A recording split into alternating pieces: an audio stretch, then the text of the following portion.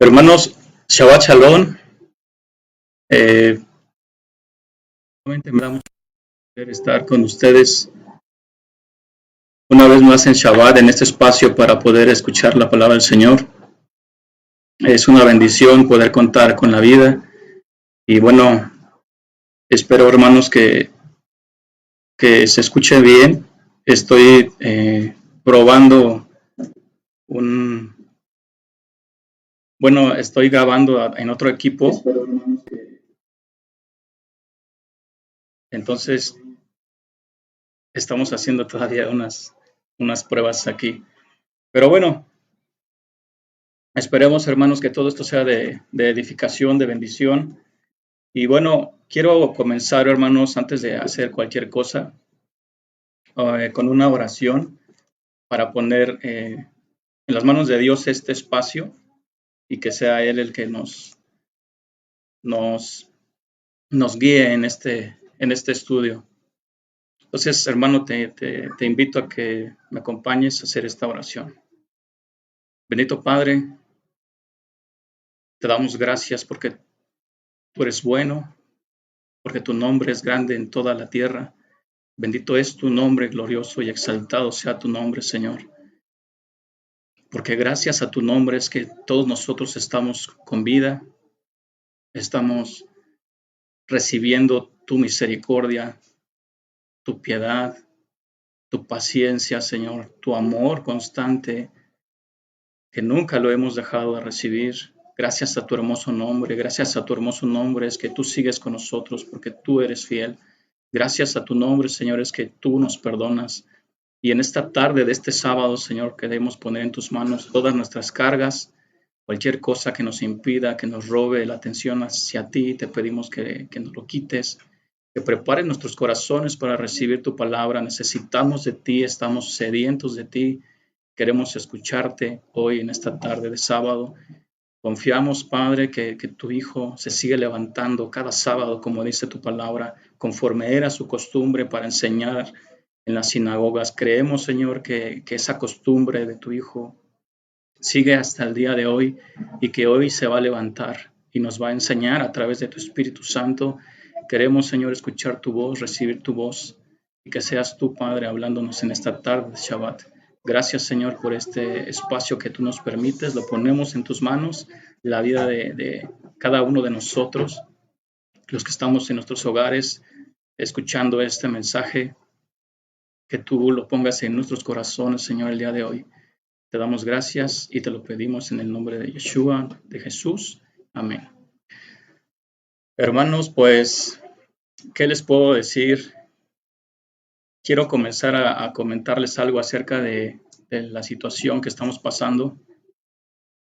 Es un poco complicado para muchas personas poder asimilar todo esto que está pasando, los problemas, la enfermedad, el miedo. Y bueno, no sabemos cuándo es que va a terminar todo esto, pero lo que sí sabemos es lo que la Biblia nos dice y sabemos que las cosas se van a poner más difíciles. No sabemos si es el tiempo, solamente Dios lo sabe, pero nosotros lo que tenemos que hacer es prepararnos para, para esos tiempos que vienen todavía más difíciles. Entonces, hermano, hermana, amigo, amiga, tal vez es la primera vez que escuchas este mensaje. Yo quiero invitarte a que abras tu corazón y que comencemos un caminar con Dios para preparación de de todas las cosas que están pasando ahorita en el mundo. Y lo mejor que podemos hacer es prepararnos. Mucha gente a nivel mundial está abriendo su corazón y está comenzando a mirar a aquel en quien solamente podemos estar seguros, que es Dios, que es Jesús. Tenemos que acercarnos a Él. Entonces, mucha gente lo está haciendo y creo que esto que está pasando ahorita es un llamado para tu vida, para mi vida, para que nos acerquemos a Él de una forma verdadera, de una forma real, sincera y de todo corazón. Y bueno, el Señor nos quiere hablar de cómo poder hacerlo en un comenzar y realmente es que esto es algo, creo que la palabra nos deja ver algo muy sencillo, que es algo muy, muy fácil que podemos hacer.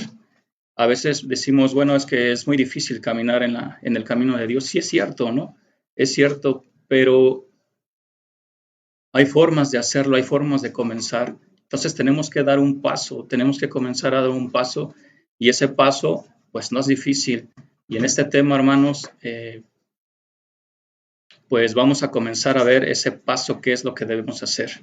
Entonces, con la ayuda de Dios, con la bendición de Dios, pues vamos a comenzar nuestro tema, que me pareció, según la dirección del Señor, titularlo como un comienzo,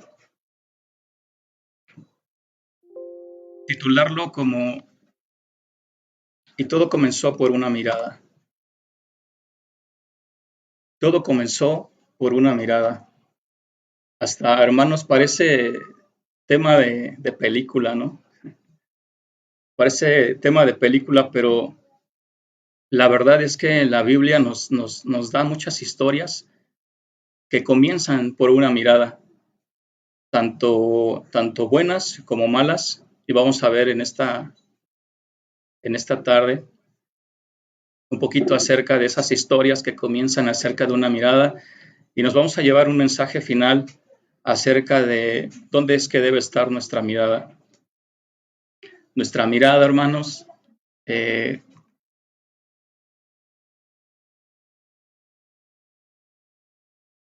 nuestra mirada puede ser, vuelvo a repetir, de diferente forma, puede ser buena, puede ser mala y depende de eso es la situación. Pero todo, hermanos, comienza por una mirada. Si nos ponemos a analizar, hay grandes cosas, grandes acciones que se han hecho y que han comenzado por una mirada. Y quiero poner dos ejemplos. Uno de ellos es la familia. Nosotros, muchos, pues creo que todos pertenecemos a una familia.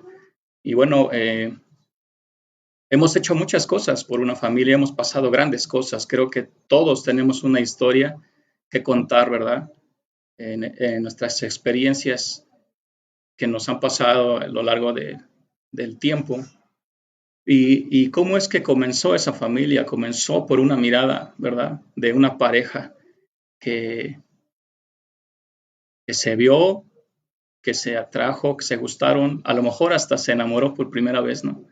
Pero todo comenzó por una mirada. Entonces hay grandes historias que han comenzado por una mirada. Pueden ser buenas, repito, y también pueden ser malas las historias. Hay consecuencias en la vida que comenzaron por una mirada. No sé, ahorita se me viene a la cabeza esa gente que está en prisión, que está en la cárcel y que ha sufrido muchas cosas.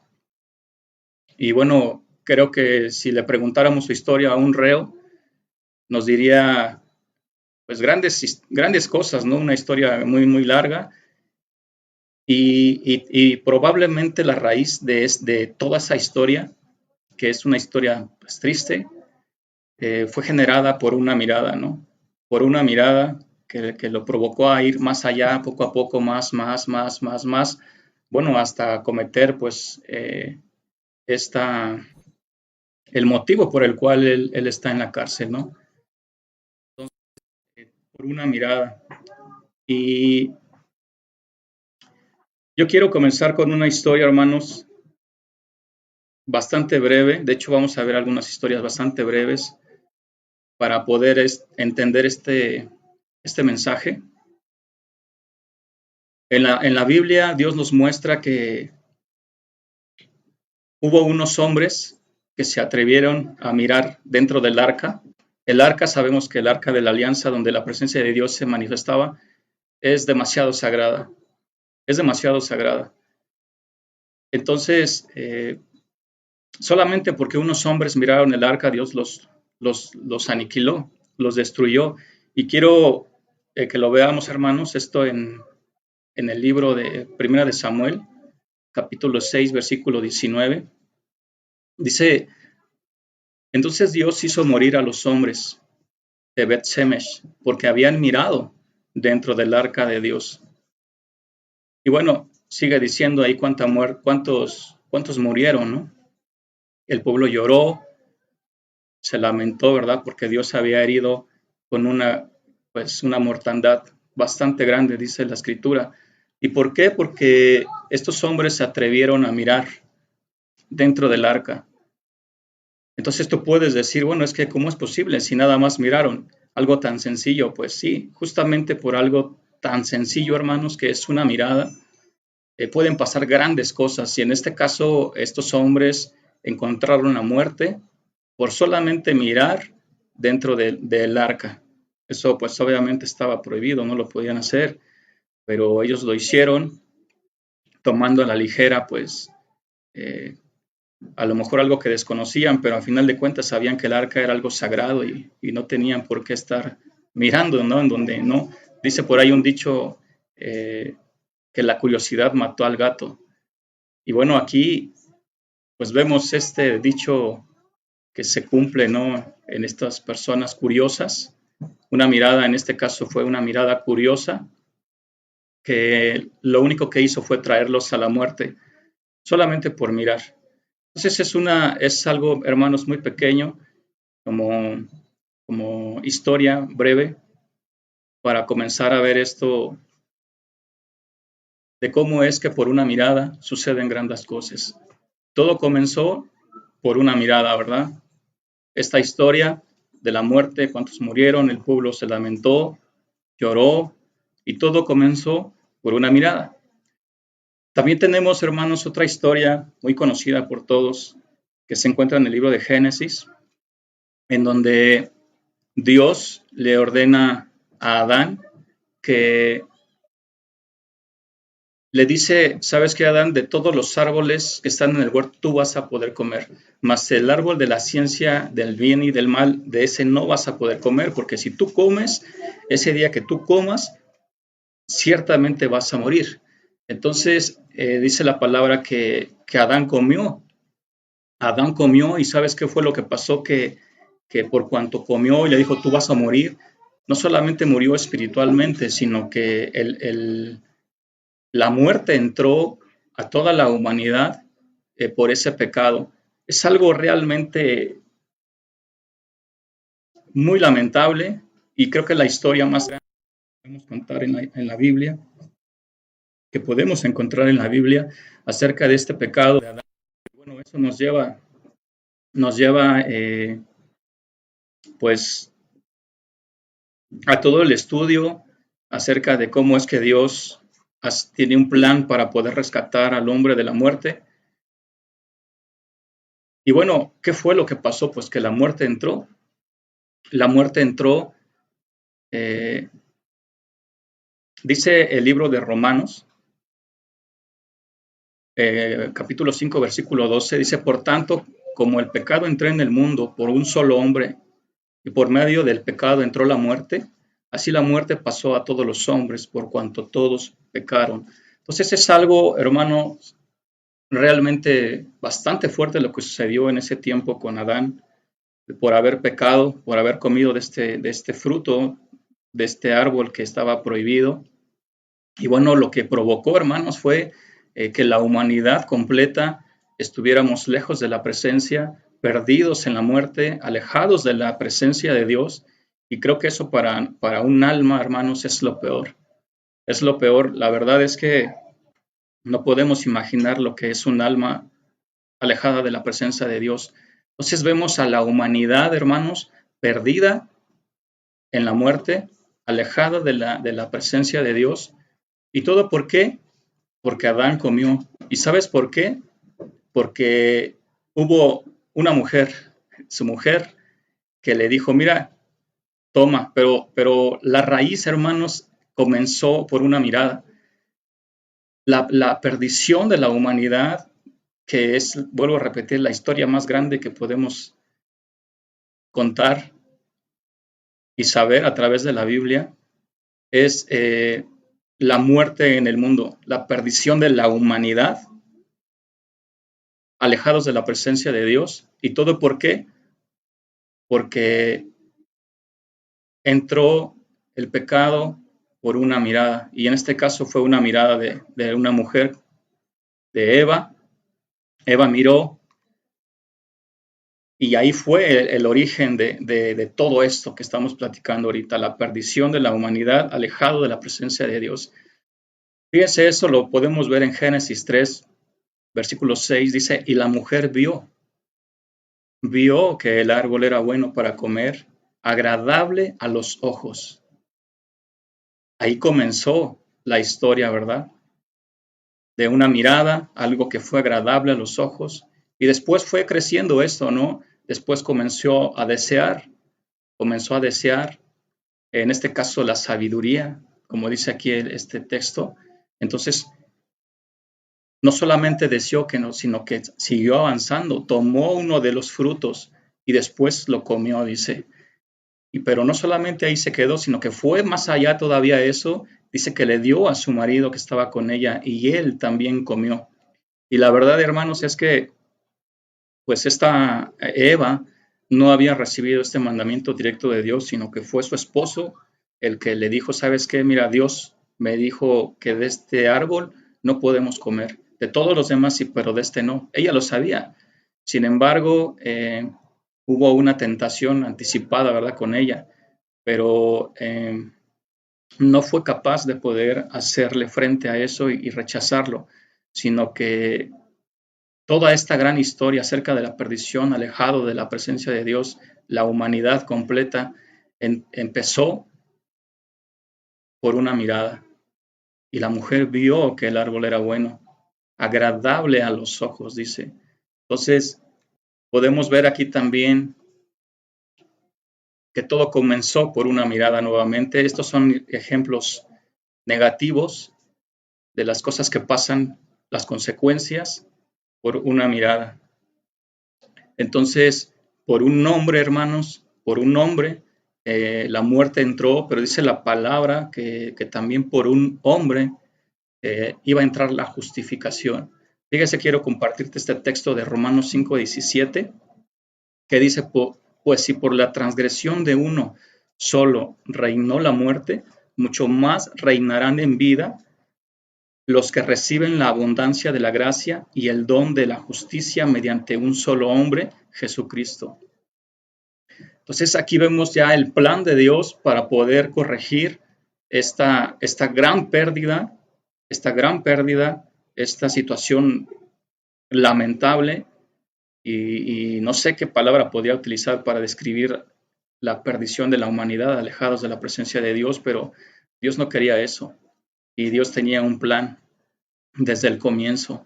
Entonces, por un hombre entró la muerte, por un hombre entró la transgresión, gracias a un comienzo que fue generado por la mujer que vio, ¿verdad? Fue agradable a sus ojos, dice.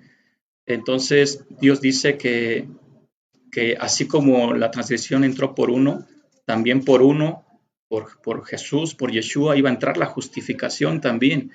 Entonces, eso es algo muy hermoso, hermanos, y aquí es donde vamos a centrar nuestra atención en el Hijo de Dios, que a través de él nosotros podemos ser justificados. Todo, hermanos, las enseñanzas realmente es que giran alrededor de esto. Todo siempre es llevarnos a Jesús, llevarnos al Hijo de Dios para poder ser justificados delante de Dios, poder ser perdonados y poder entrar en esta vida nueva que está prometida por la Biblia. Y realmente, hermanos, es que eso es lo que necesitamos.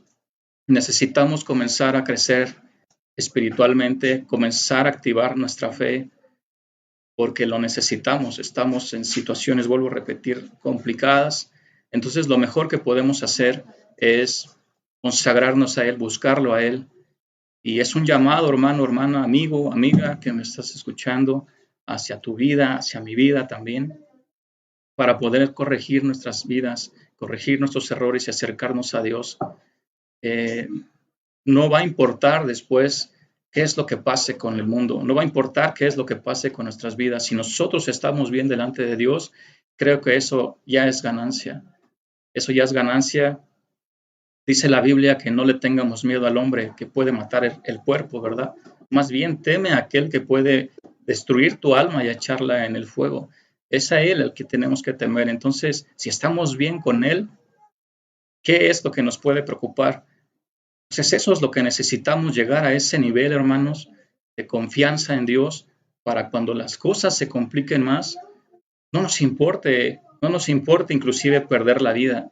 Si Él quiere, nos va a guardar, pero si no, pues vamos a estar con Él y va a ser ganancia el hecho de que pierdamos la vida. Y creo que eso es algo que todos buscamos, hermanos, tanto en nuestra vida personal, también como en nuestros familiares, poder estar seguros de a dónde vamos a estar después de esta vida cuando el Señor nos mande a llamar. Entonces necesitamos, hermanos, comenzar.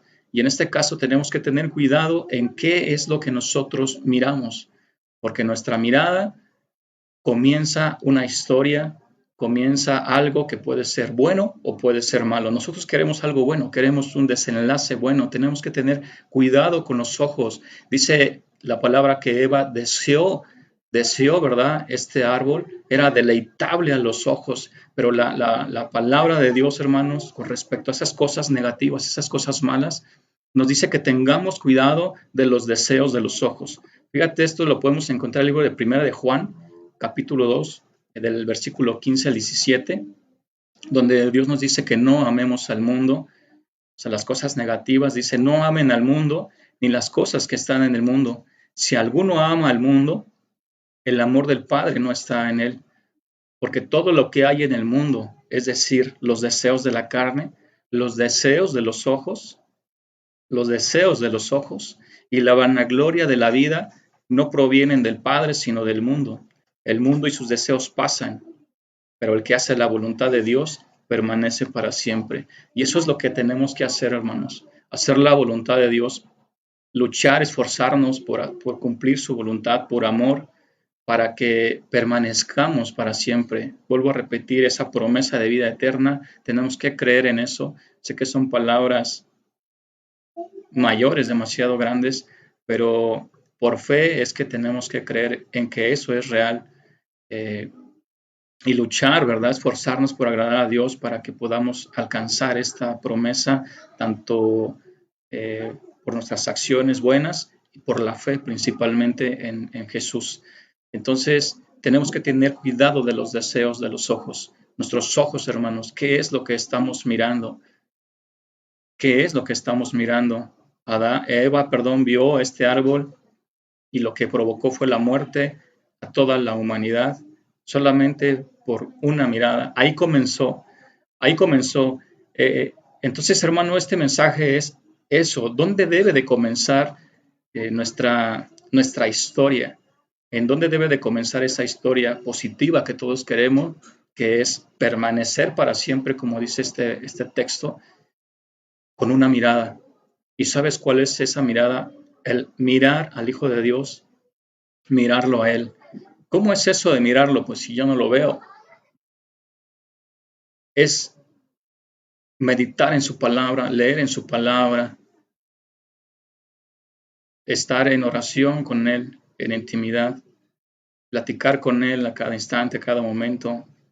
Eso es mirarlo, prestarle atención. Tenemos también, hermanos, otra historia bastante fuerte, bastante grande, que comenzó por una mirada. ¿Cuál fue el desenlace de esa persona? Pues fue la muerte. Fue la muerte, una persona que tenía un corazón, creo que como muy pocos a lo mejor hoy hay, si no es que a lo mejor no lo hay. La Biblia especifica algo muy grande acerca del corazón de este varón, y este varón, pues uno dice, bueno, es que si tiene un corazón así, ¿qué maldad podría hacer? Él llegó, hermanos, a asesinar a su hermano. Tú puedes decir, bueno, eso es demasiado grande, ¿cómo puede ser? ¿Cómo es que asesinar esto no lo puedes hacer? Nosotros podemos decir que no lo podemos hacer, pero hermanos, si nosotros nos dejamos llevar por nuestros ojos, podemos llegar a un nivel de asesinato físico. Eso es algo bastante elevado. Y no solamente este varón cometió asesinato, sino que también cometió adulterio. Creo que ya sabes a quién me estoy refiriendo. Me estoy refiriendo al rey David, este rey, este varón que tenía un corazón conforme al de Dios. Y mira hasta qué grado llegó su historia. Asesinato y adulterio. Pecados de muerte, hermanos. Lo más elevado que la Biblia te prohíbe hacer. Menospreciar los mandamientos de Dios y caer en este tipo de pecado que es comparado al mismo nivel que los pecados de muerte. Este es un pecado de muerte. Eh, un pecado de muerte, pues uno de ellos es maldecir a Dios. Imagínate eso nada más. Solo con imaginártelo ya es demasiado grande. ¿Cómo puedes maldecir a quien te creó? Eso es algo que Dios nos libre, ¿verdad? Que nos libre de hacer eso alguna vez.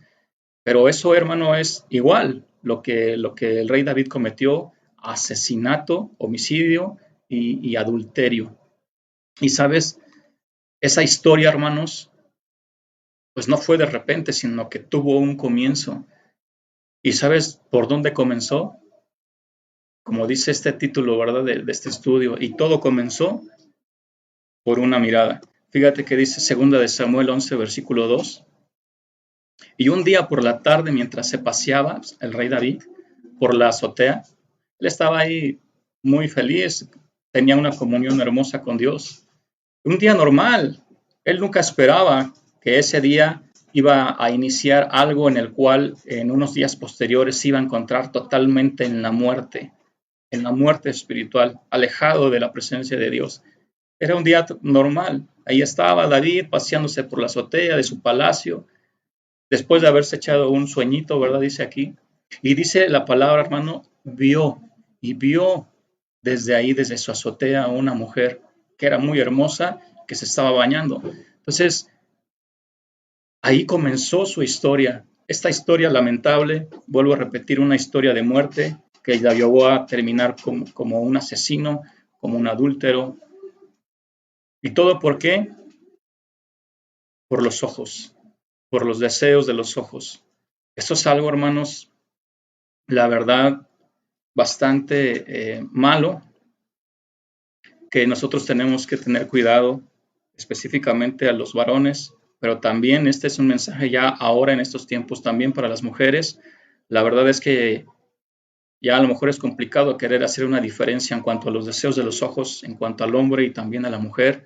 Hoy en día la verdad es que estamos casi al mismo nivel en esto y es algo que tenemos que tener mucho cuidado porque eso tan pequeñito, solamente una mirada, algo pequeño, nos puede llevar a algo tan grande como pasó con el rey David: asesinato, adulterio, cosas que nosotros podemos decir, pues eso yo nunca lo voy a hacer. No, hermano, tenemos que ser muy precavidos, muy cuidadosos, estar muy atentos, tener cautela en ese tipo de, de cosas que se nos atraviesan a través de los ojos. Entonces aquí vemos otra historia, la historia del rey David, una historia triste en ese caso, por lo que él hizo y hasta qué nivel él cayó. ¿Y todo por qué? Porque todo comenzó por una mirada nuevamente. Tenemos otra historia acerca de Josué, un pecado que cometió un varón que se llama Acán. Josué, hermanos, eh, estaba en la tierra prometida, esa tierra que Dios les había dicho: yo se las voy a dar, una tierra que fluye leche y miel, una tierra hermosa. Entonces tenían que pues atacar a un pueblo, en este caso era un pueblo que se llamaba Jai. Entonces Josué les dijo a algunos varones: ¿saben qué? Vayan a ver cómo está esa tierra, vayan a hacer un reconocimiento para ver cómo es el enemigo, a ver cuántos son fuertes, cómo están, etcétera, ¿no? Entonces dice la palabra que estos que fueron enviados por Josué, pues fueron a revisar el terreno, a reconocer todo eso, y llegaron con una buena noticia. Le dijeron: Josué, ¿qué crees que nos encontramos? No va a ser necesario que todo el pueblo vaya a la guerra, no va a ser necesario que todos vayan a pelear. Ellos estaban confiados, ellos estaban muy confiados. Ellos decían: basta que vayan unos 2,000 o 3,000 para aniquilarlos, no hacerlos pedacitos. No es necesario que fueran todo el pueblo, solamente que vayan algunos. Ellos dicen unos 2,000, 3,000, pues eso es suficiente, porque decía que los de ese pueblo enemigo, los de Jai, eran pocos, entonces que con eso iba a ser suficiente. Pero hermano, aquí hay algo bastante fuerte, que obviamente no es el tema, pero esta historia de Acán es bastante fuerte, porque el pueblo, hermanos, vamos a decir que si se encontraba esforzándose por agradar a Dios, solamente bastó un hombre, y no dudo que por ahí alguno que otro también esté apoyándolo, ¿verdad? Pero la Biblia nos hace énfasis solamente a él, como diciendo, por él vino una consecuencia. ¿Cuál fue la consecuencia? Pues que ellos fueron a la guerra, fíjense, estaban confiados, hermanos, de decir, pues que vayan unos poquitos nada más, no es necesario que vayamos todos, ¿para qué? No queremos humillarlos. Que vayan nada más unos 2,000, 3,000, ya es suficiente, tenemos la batalla ganada. Estaban ellos confiados, hermanos, estaban confiados. Pero atrás de esa historia, hermanos, había un pecado de Acán. ¿Sabes cuál fue su pecado? Que Dios les dijo que los destruyeran, eran todas sus posesiones, pero este Acán vio, dice que vio algo que le gustó. Ahorita lo vamos a leer más adelante, pero ahí entró ese pecado, hermanos. Entonces vemos al pueblo muy seguro, decir, pues vamos a ganar la batalla y todo, pero gracias por ese pecado de este Acán vino la consecuencia. ¿Cuál fue la consecuencia? Fíjense, eso lo vemos aquí en Josué capítulo 7, versículo 5. Dice, y los habitantes de Jai mataron a 36 hombres. Mataron a 36 hombres. A los demás, dice, o sea, los que seguían, que eran 2,000 o más de 2,000, no sabemos si fueron 2,000, 3,000, pero fueron muchos los que se echaron a correr, empezaron a ver que sus compañeros los estaban matando y dijeron, bueno, ¿qué está pasando? Esto no debía haber sucedido así, si nosotros teníamos la ventaja, teníamos la de ganar, pero había algo atrás que ellos no sabían, que era un pecado de uno de sus hermanos, que estaba provocando que ellos murieran, que ellos perdieran la guerra. Esto es algo tremendo, hermanos, algo bastante fuerte. Dice que los demás los persiguieron hasta las canteras y los derrotaron en la bajada. Quiere decir que derrotaron a todos. 2,000, 3,000 los derrotaron. No sé, aquí la Biblia no se especifica si perdieron, si los mataron, simplemente dice aquí que los derrotaron, tal vez los agarraron como esclavos, no sabemos. Pero dice aquí, el versículo dice, y cuando el pueblo supo esto, su ánimo desfalleció, y dice que se escurrió ese ánimo como agua. Ellos no se explicaban qué es lo que había pasado aquí. ¿Por qué? ¿Por qué habían perdido una batalla que tenían ganada? Estaba seguro, ¿no? Bueno, esa historia podemos encontrarla, pues obviamente en todo el capítulo 7, pero quiero rescatar algunos versículos, quiero irme al versículo 19, versículo 19 al 21, fíjense cómo dice aquí, entonces Josué le dijo a Acán, ya lo descubrieron, bueno, ya fue un proceso ahí para ver quién iba a ser el culpable, ¿no? Le dice, hijo mío, da la gloria al Señor, el Dios de Israel, alábalo y dime qué has hecho, no trates de encubrirlo. Y fíjense, dice el versículo 20, Acán respondió a Josué, reconozco que he pecado contra el Señor. Fíjense esas palabras, hermanos, unas palabras de arrepentimiento, pero algo bastante fuerte, hermanos, es que Dios ya había declarado algo, o sea, que su arrepentimiento aquí no le sirvió, al menos para salvar su vida física, porque tal vez espiritualmente la haya encontrado, si es que este arrepentimiento fue de corazón, ¿verdad? Dice, reconozco que he pecado contra el Señor, el Dios de Israel, voy a decirte lo que hice. Y ya le comienza a decir, dice versículo 21, entre los despojos vi, ¿qué fue lo que vio?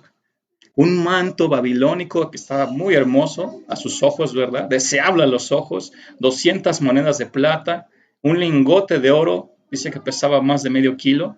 Entonces dice que le ganó la codicia. ¿Por qué le ganó la codicia? Porque vio. Dice, y lo tomé, pero todo lo tengo escondido bajo tierra en medio de mi tienda y debajo de todo esto está el dinero, dice. Entonces, qué tremendo, hermanos, está esta historia, cómo es que estos varones, 2000, 3000 que mandaron, murieron por la culpa de un pecado de un solo hombre. ¿Y sabes cómo comenzó toda esta historia? Por una mirada. Y vi, dice Acán, vi que era deseable, ¿verdad? A los ojos. Era algo muy hermoso. ¿Y qué fue lo que terminó con este varón? Bueno, pues la Biblia nos dice que él fue muerto, lo apedrearon y luego lo quemaron. Igual si hubo algunos ahí cómplices, pues también pasó lo mismo con ellos. ¿Y todo por qué? Porque todo comenzó por una mirada, tanto la muerte de ellos mismos o de él mismo, de Acán, junto con la de sus hermanos, que en realidad, pues qué error habían cometido aquí en este caso, ¿no? Ellos iban a ganar algo seguro y es algo bastante fuerte que por un pecado de un hombre el pueblo haya perdido esa batalla, perdieron a muchos varones, el pueblo se lamentó, lloró y bueno, pues con justa razón, ¿verdad? Sus hermanos habían sido derrotados en una guerra que tenían ganada. Entonces, todo comienza, estas historias, a través de una mirada, historias negativas, historias que no queremos que pasen en nuestra vida, no queremos, hermano, hermana, amigo, amiga, que eso nos pase a nosotros. No queremos que al final, cuando seamos juzgados por Dios, porque eso va a pasar, nuestra historia, nuestro desenlace sea lamentable. ¿Y todo por qué? Porque no tuvimos cuidado de lo que nuestros ojos miraban. El comienzo de nuestra historia, eh, en muchos de los casos, empieza así, por una mirada. Entonces tenemos que tener cuidado qué es lo que vemos.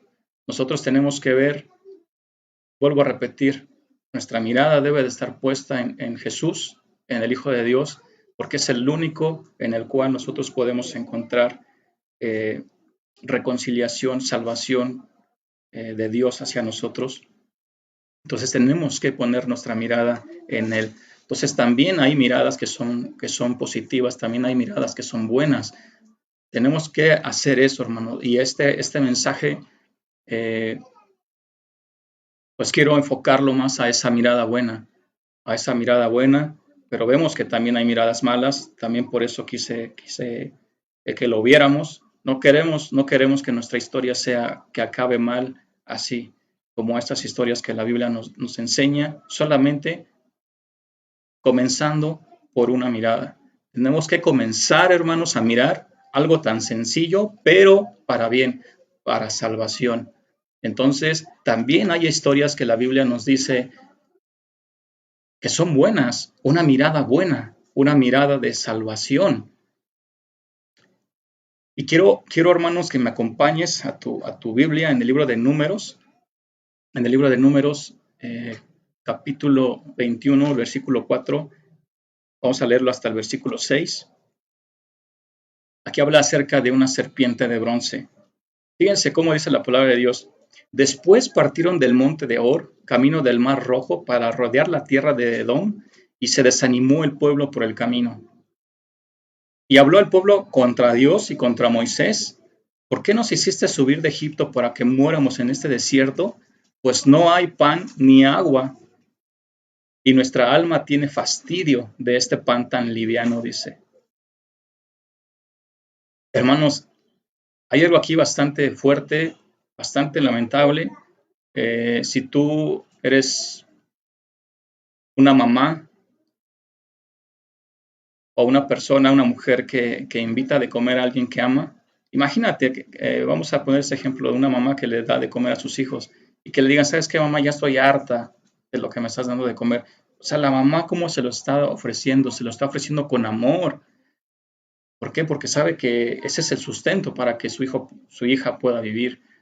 Y un niño desagradecido que diga, ya mamá, ya estoy harto de tu comida. Es algo, hermanos, bastante fuerte y muy, muy lamentable. Esto me hace centrarme un poquito en el corazón de Dios, en cómo es que Él se sintió cuando el pueblo dijo esto. Nuestra alma tiene fastidio de este pan. Estaba cayendo maná, y era un maná, hermanos, que Dios estaba derramando hacia el pueblo por amor.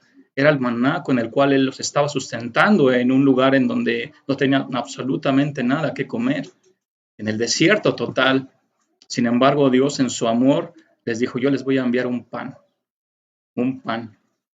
Ese pan que el Mesías, que Jesús dijo, no solo de pan vivirá el hombre, sino de la palabra que sale de la boca de Dios. Y eso que salió de la boca de Dios fue ese maná, fue ese alimento que nuestros padres comieron en ese tiempo en el desierto. Y bueno, aquí vemos al pueblo desagradecido, que ya estaba fastidiado, pero el Señor, aparte de ese dolor, hermanos, también se enojó, pero antes del enojo está el dolor en su corazón.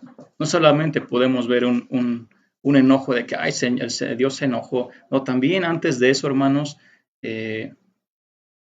hubo un dolor en el corazón de Dios. Y sigue diciendo aquí el versículo 6, y Dios envió entre el pueblo serpientes ardientes que mordían al pueblo, y murió mucho pueblo de Israel.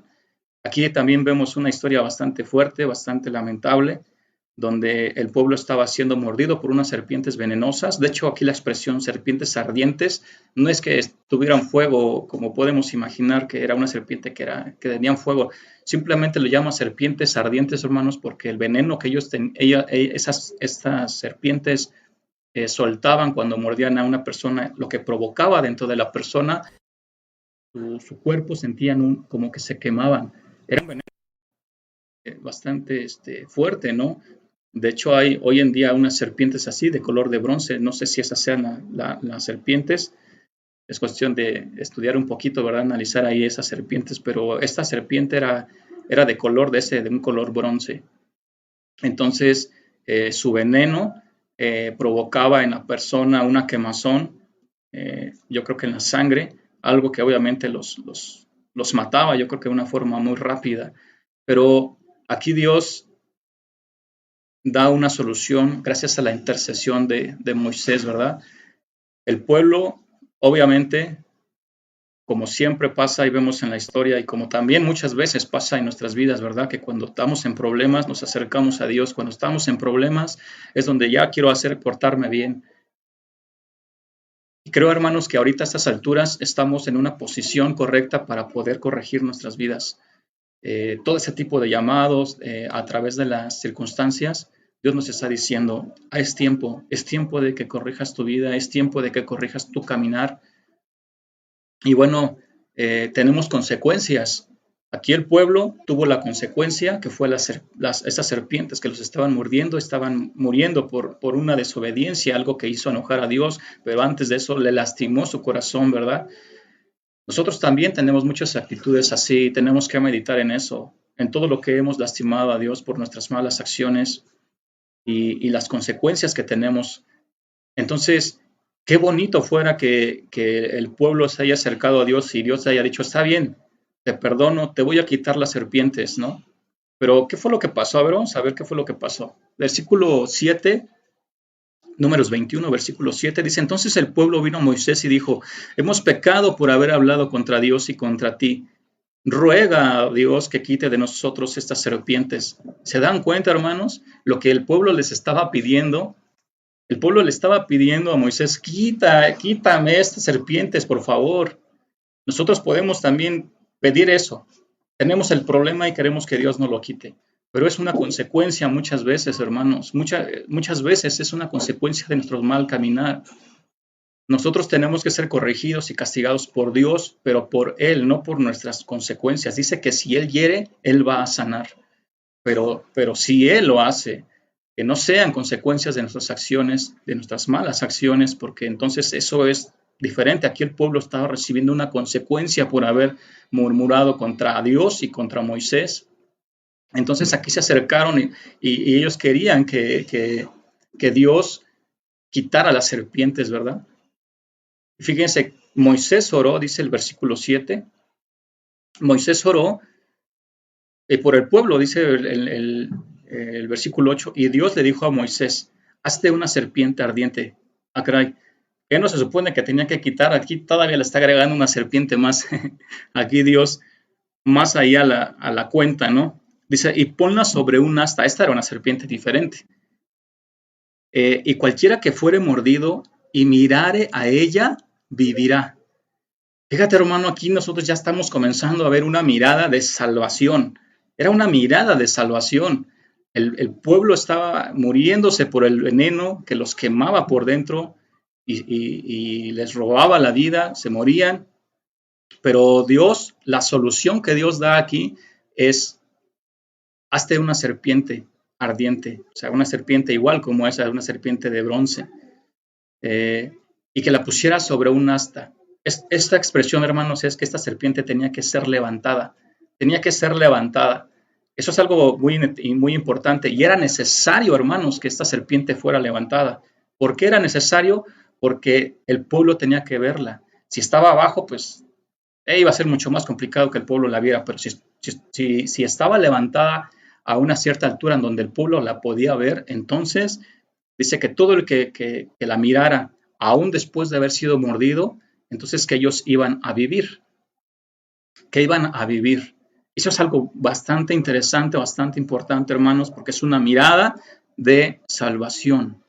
Y fíjense de que dice el versículo 9, y Moisés hizo una serpiente de bronce y la puso sobre un asta. Y cuando alguna serpiente mordía a alguno, miraba a la serpiente de bronce, ¿y qué decía el texto? Y vivía, y vivía. Hermanos, aquí nosotros podemos ver una mirada de salvación, una mirada de salvación.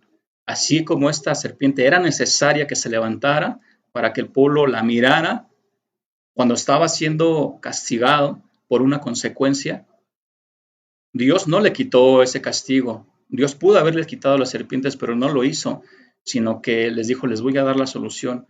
Yo les voy a dar la solución, como diciendo: yo voy a estar contigo, pero vas a tener que enfrentar tu consecuencia.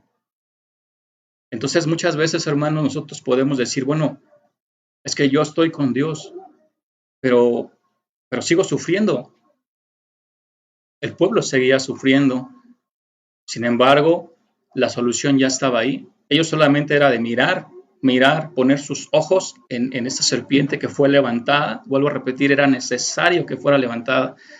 Entonces, de la misma manera, hermanos, dice la palabra que el Hijo de Dios, que Cristo, era necesario también que fuera levantado.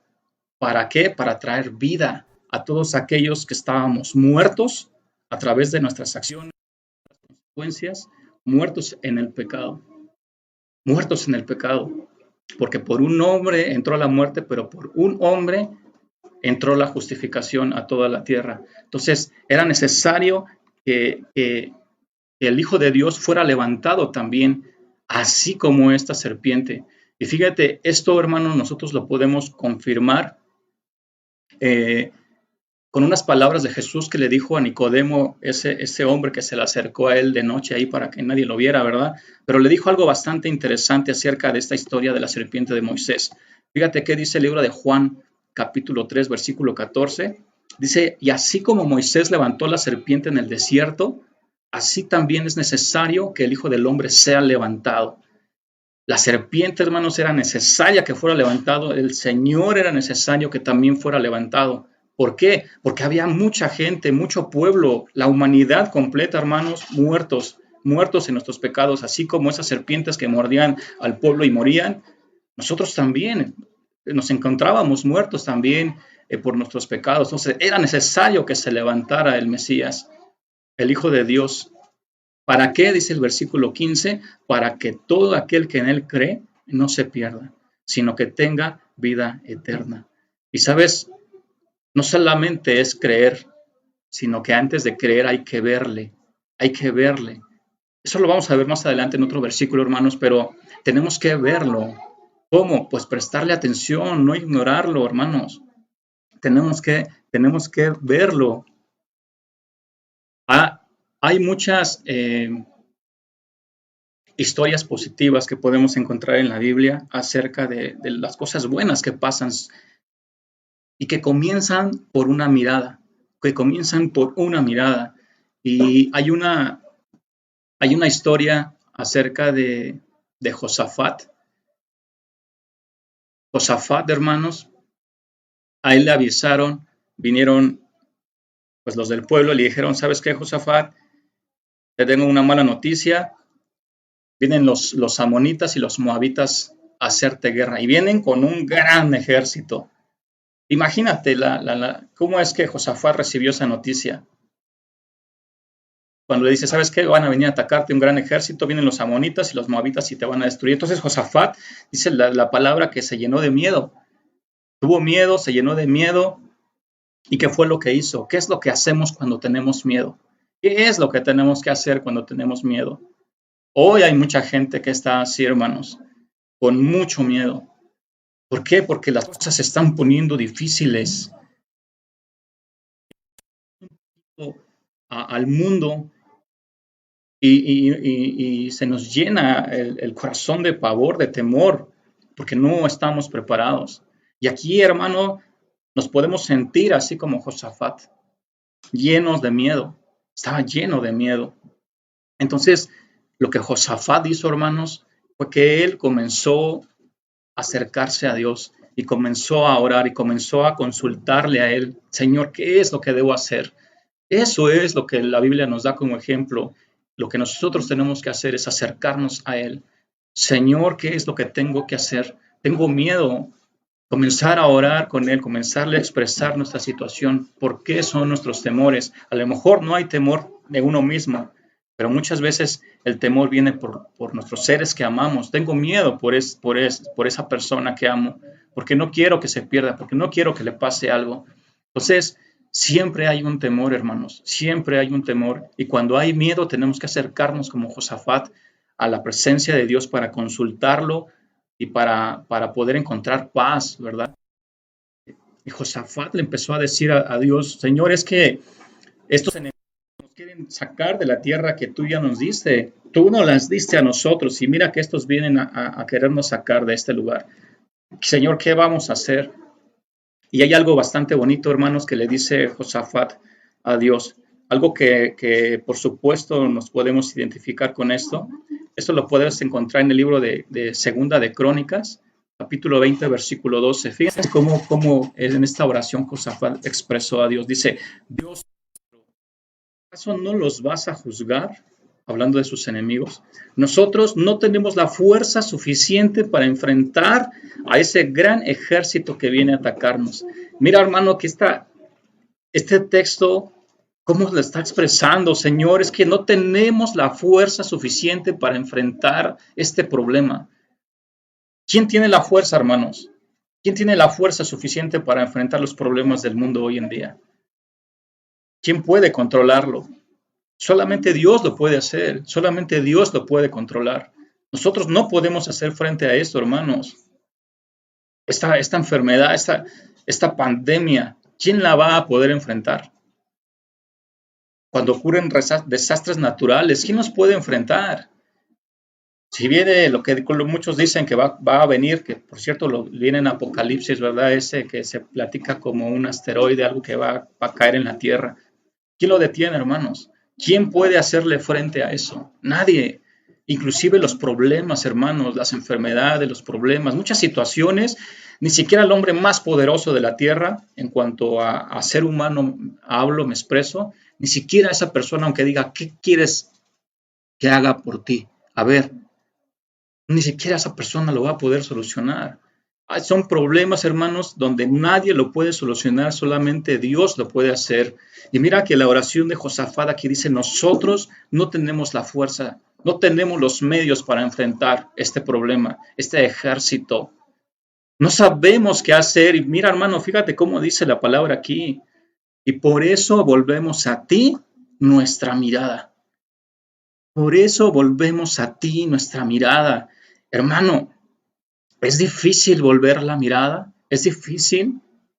No es difícil, pero es esa mirada, hermanos, que nosotros podemos hacer a Dios, voltear a verlo, es el comienzo de una gran salvación que puede haber. El comienzo, tal vez puede ser insignificante, tú puedes decir, bueno, es que eso, ¿qué me va a ganar? No voy a ganar nada, vas a ganar mucho, porque mira lo que el rey David, lo que pasó con él, lo que pasó con Acán, lo que pasó con Eva, que algo tan pequeñito como una mirada, ¿hasta dónde los llevó? Algo tan pequeñito, hermano, todo comienza por una mirada. Entonces, si nosotros, hermanos, comenzamos por eso tan sencillo que es mirar a Dios, mirar al Hijo de Dios, mirar a Jesús, nuestra historia puede cambiar. Nuestra historia puede cambiar. Solo hermano, amigo, amiga, tu historia puede cambiar, pero tienes que darle la oportunidad. Tienes que voltear a mirarlo. ¿Cómo es esto?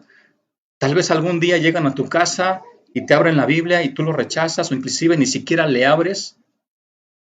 Ni siquiera quieres voltear a mirar, hermano, amigo, amiga. Ni siquiera. O a lo mejor estás lleno de problemas, tu situación lamentable, ya no sabes qué hacer.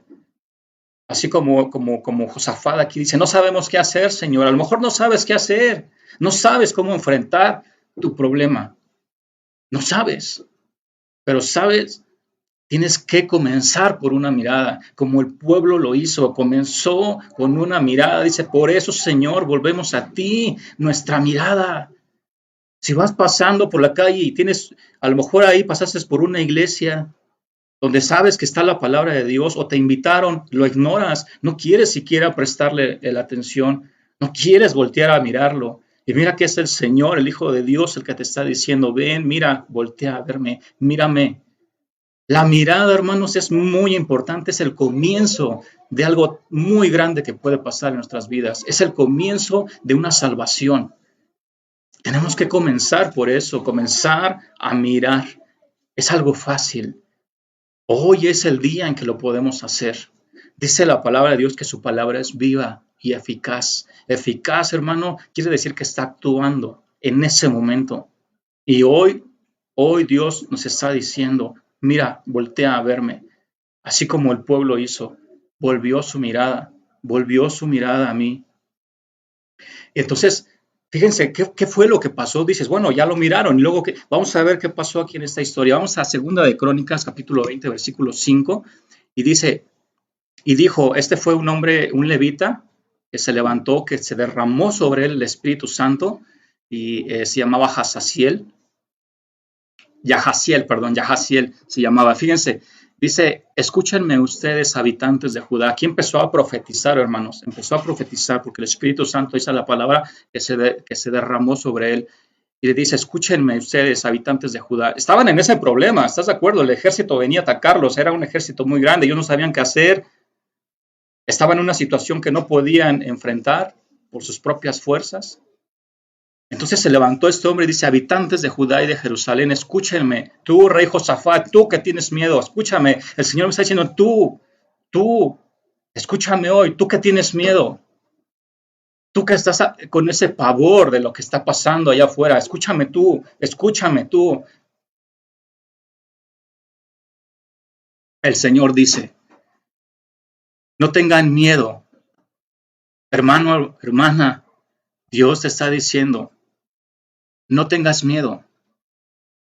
Ni se amedrente al ver esta gran multitud o este gran problema. No tengas miedo, porque esta batalla, dice, no la van a librar ustedes, sino Dios. Mira que Dios les estaba diciendo aquí a su pueblo, ustedes no van a enfrentar esta batalla solos. Es más, ni siquiera van a meter las manos. ¿Y sabes por qué? Porque voltearon a mirarme. Dice este texto, por eso volvemos a ti nuestra mirada. Y fíjense qué dice diciendo el versículo 17, dice, en este caso, ustedes no tienen por qué pelear. En este caso, simplemente quédense quietos y contemplen cómo el Señor los va a salvar. Qué hermoso es esto, hermanos. Solamente es quedarnos contemplando, decir, Señor, está bien, yo creo en ti. Yo volteo a verte. ¿Qué es lo que vas a hacer? Tú solamente quédate quieto y mírame, mira mi mano, mira mi poder, mira lo que yo voy a hacer. Tú quédate quieto y contempla el poder de tu Dios, porque Él los va a salvar. Dice aquí el versículo 17, dice, Judá y Jerusalén, no tengan miedo ni se desanimen. No tengas miedo, ni tampoco te desanimes. Oye, es que el trabajo, dice el Señor que no tengamos miedo, ni tampoco nos desanimemos. Le sigue diciendo, salgan mañana y atáquenlos, que el Señor va a estar con ustedes. Eso es lo más grande, hermanos, que Dios pueda estar con nosotros. Eso es lo que necesitamos en estos tiempos difíciles, que Dios esté con nosotros, comenzando por una mirada, por comenzar a ver, que tengo una Biblia en la casa ahí arrumbada, bueno, comenzar a ver una mirada, a ver, pues vamos a echarle una ojeada a ver qué dice aquí. Dice aquí este hermano loco que por una mirada puede comenzar mi salvación, pues vamos a ver, sí hermano, la Biblia nos dice que por una mirada grandes cosas suceden, tanto la muerte como la salvación. Y sigue diciendo aquí el versículo 18, entonces Josafat se inclinó de cara al suelo, lo mismo que todos los de Judá y los habitantes de Jerusalén se postraron delante del Señor y lo adoraron. Esto es algo también bastante importante que resalta aquí, hermanos, después de recibir una noticia tan grande, de decirle, ¿sabes qué, Josafat? Tú que estás lleno de miedo, no tengas miedo, yo voy a pelear por ustedes. Ustedes van a atacar, yo voy a estar con ustedes. Yo voy a estar con ustedes. Ustedes no tengan miedo. Solamente esténse quietecitos y contemplen mi mano. Entonces, después de esa noticia, pues el pueblo, ¿qué podía hacer más que agradecerle? Y ellos le adoraron. Hay muchas formas, hermanos, de adorarle. No, no es necesario que tú vayas a una congregación y tengas que estar ahí la alabanza para adorarle. No, lo puedes hacer en tu corazón para empezar. Agradecerle a Dios. Puedes poner en tu casa también alabanzas, adorarle. Puedes hacer muchas cosas en forma para adorarle a Dios, específicamente con nuestras acciones, nuestras buenas actitudes. Entonces el pueblo se inclinó y se postraron delante del Señor y lo adoraron. Dice el versículo 19, luego se levantaron los levitas, los coatitas y coreitas, y a gran voz alabaron al Señor, Dios de Israel. Aquí comenzamos a ver, hermanos, una gratitud en adoración, en exaltación a Dios. Motivo suficiente tenían. Les estaba diciendo, tú no tengas miedo, tú no tengas miedo. Entonces, ¿qué fue lo que pasó? Vamos a seguir viendo versículo 20. Dice, por la mañana se levantaron y fueron al desierto de Tecoa. Mientras ellos salían, Josafat se puso de pie y dijo, escúchenme habitantes de Judá y Jerusalén, crean en el Señor su Dios y estarán seguros. Hermano, creer en Dios, eso es estar seguros. Dicen los salmos que estaremos seguros bajo sus alas, estar seguros. Crean en el Señor su Dios y estarán seguros, les dice aquí Josafat al pueblo. Crean en sus profetas. Y Jesús, hermano, hermana, no solamente fue un profeta, fue más que un profeta, fue nuestro Redentor. Por mayor razón tenemos que creerle a Él, acercarnos a Él. Y dice que iban a obtener la victoria. Aquí este versículo, el pueblo iba a obtener la victoria. Dice el versículo 21, después de reunirse con el pueblo para ponerse de acuerdo con ellos, Josafat nombró a algunos para que, ataviados con sus vestimentas sagradas, cantaran alabanzas al Señor mientras el ejército salía con sus armas. Fíjense qué importante es esto, hermanos. Esto nos da muchas enseñanzas, ¿verdad? Cuando hay una situación difícil y tiene que salir a alguna misión, algún hermano, algunos hermanos, qué hermoso es que en casa, en la congregación, si se puede, haya gente, haya hermanos que estén adorando. Eso fue lo que Josafat hizo. ¿Sabes qué? Aquí no se va a detener la alabanza, aquí no se va a detener la gratitud, sino que nombró a algunos específicos con unas vestimentas sagradas, ¿verdad? Que cantaran alabanzas al Señor mientras el ejército salía con sus armas. Y mira que el ejército no iba a meter sus manos. Sin embargo, eso no fue motivo para decir, bueno, no hay ningún problema, no. Josafat decía, hay que seguir adorando al Señor, adorar al Señor. Y decían, demos gloria al Señor porque su misericordia es eterna. Entonces sigue diciendo versículo 22, cuando los cantos de alabanza comenzaron a escucharse, fíjense, comenzaron a escucharse. Y no solamente el pueblo los escuchó, sino que principalmente Dios los escuchó. Y cuando Dios los escuchó, dice, el Señor puso contra los amonitas y moabitas, o sea, contra ese pueblo enemigo, y contra los del monte de Seir, que también eran enemigos, las emboscadas que ellos mismos habían tendido contra Judá. Y acabaron matándose los unos a los otros. Aquí hay algo bastante interesante lo que Dios hizo.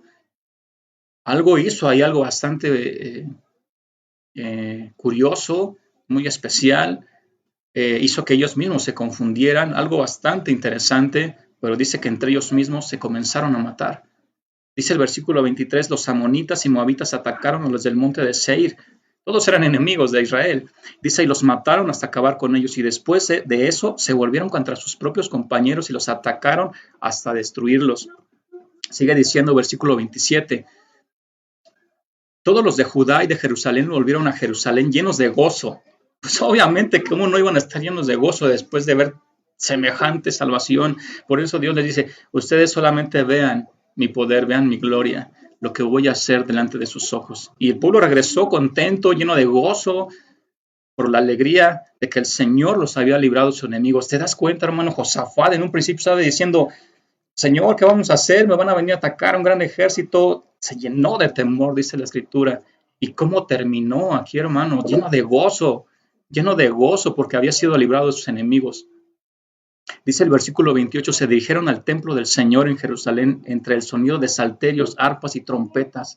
¿Te das cuenta cómo la adoración y la exaltación no paraba? No paraba, seguía y seguía. Antes, durante la guerra, después de la guerra, seguía la adoración. Dice el versículo 29, y cuando todos los reinos de aquella región supieron que el Señor había peleado contra los enemigos de Israel, cayó sobre ellos el pavor de Dios. Se enteraron, hermanos. Toda la tierra se entera de las grandes cosas que Dios hace. Y aquí, pues no quedó ajeno los pueblos cercanos que se enteraron de lo que Dios hizo. ¿Cómo es que entre ellos mismos se mataron? Dios lo hizo. Era algo impresionante. Entonces cayó un pavor en ese pueblo, un pavor. Dice el versículo 30, y así el reinado de Josafat tuvo paz porque su Dios le dio paz por todas partes. Esta es una historia, hermanos, la verdad, bastante hermosa, en donde vemos un final hermoso, en donde cómo Dios libra al pueblo de una guerra que tenían por perder. Era un gran ejército, dicen los moabitas y los moabitas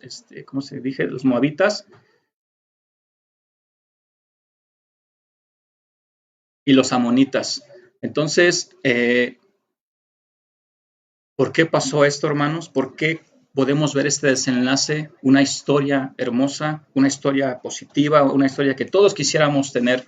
Yo quiero terminar así.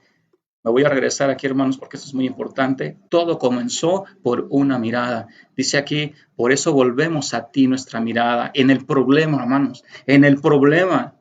Aquí es donde nosotros tenemos el problema ahora. Y hoy Dios nos está diciendo, voltéame a ver, mírame. Hermanos, quiero compartirte este texto que está en Isaías 45, versículo 22. Fíjense cómo Dios nos dice, Penuelai, mírame a mí, y serán salvos, dice este versículo, mírame a mí. Me está diciendo Dios hoy, mírame, hijo, hermano, hermana, te está diciendo a ti hoy, mírame, comienza por una mirada. Tu salvación puede comenzar por una mirada. Penuelai, dice el Eterno, le dijo, mírenme a mí y sean salvos todos los términos de la tierra, porque yo soy Dios y no hay más. No hay más. ¿Quién más nos puede librar, hermanos? ¿Quién más? Nadie. Solamente Dios. Por eso es que Dios nos dice, mírame a mí, comienza tu historia de salvación, de redención, comiénzala con una mirada, no en una mirada en los deseos de los ojos, lo que el mundo te da, sino una mirada en mí. Mírame a mí, dice, mírame a mí. La mirada, hermanos, que nosotros tenemos es muy importante. Y quiero, hermanos, ir terminando esta historia con una historia bastante hermosa que nos deja ver el Nuevo Testamento, con un varón que se llama Zaqueo. Este varón, hermanos, tuvo una historia de salvación que también comenzó por una mirada. Y quiero que vayamos a ella, hermanos. En el libro de Lucas, capítulo 19, vamos a leer el versículo 1 y 2. Dice, Jesús entró en Jericó y comenzó a cruzar la ciudad. Mientras caminaba, un hombre rico llamado Zaqueo, que era jefe de los cobradores de impuestos. Y aquí, hermano, quiero comentarte algo bastante interesante. Quiero compartirte algo bastante interesante, bastante bonito, hermoso. Hemos aprendido, ¿verdad?, que los nombres hebreos no son nombres puestos nada más porque sí, sino que todo tiene un porqué, tiene un significado y muchas veces vemos, más bien en todos los casos, vemos cómo es que un nombre hebreo hace énfasis a su forma de ser, a su forma de ser. Y aquí, hermanos, a lo mejor este hombre Zaqueo, como vamos a ver ahorita en unos momentos, no era un hombre justo, sino que lo veían como un hombre pecador. Sin embargo, su nombre significa puro. Su nombre significa puro y viene de una raíz, hermanos, o sea, su nombre procede de una raíz que significa ser transparente o limpio. Quiero compartirte esta diapositiva, hermanos. Zaqueo lo vemos aquí en esta parte de abajo. En hebreo, Sahai. Sahai significa puro. Y procede, hermanos, de la raíz Sahaj, que significa ser transparente, ser limpio. Eso es lo que su nombre significa, en lo que nos deja ver el diccionario. Pero quiero irme un poquito más allá, quiero volver a compartir algo bastante hermoso que es el hebreo pictográfico, ver qué significa o cuál es el objetivo de este nombre, ¿no? Sahai. ¿Qué significa Sahai en ese hebreo antiguo, en ese hebreo, el primer hebreo que hubo pictográfico, que era por dibujitos? ¿Qué significa Sahai?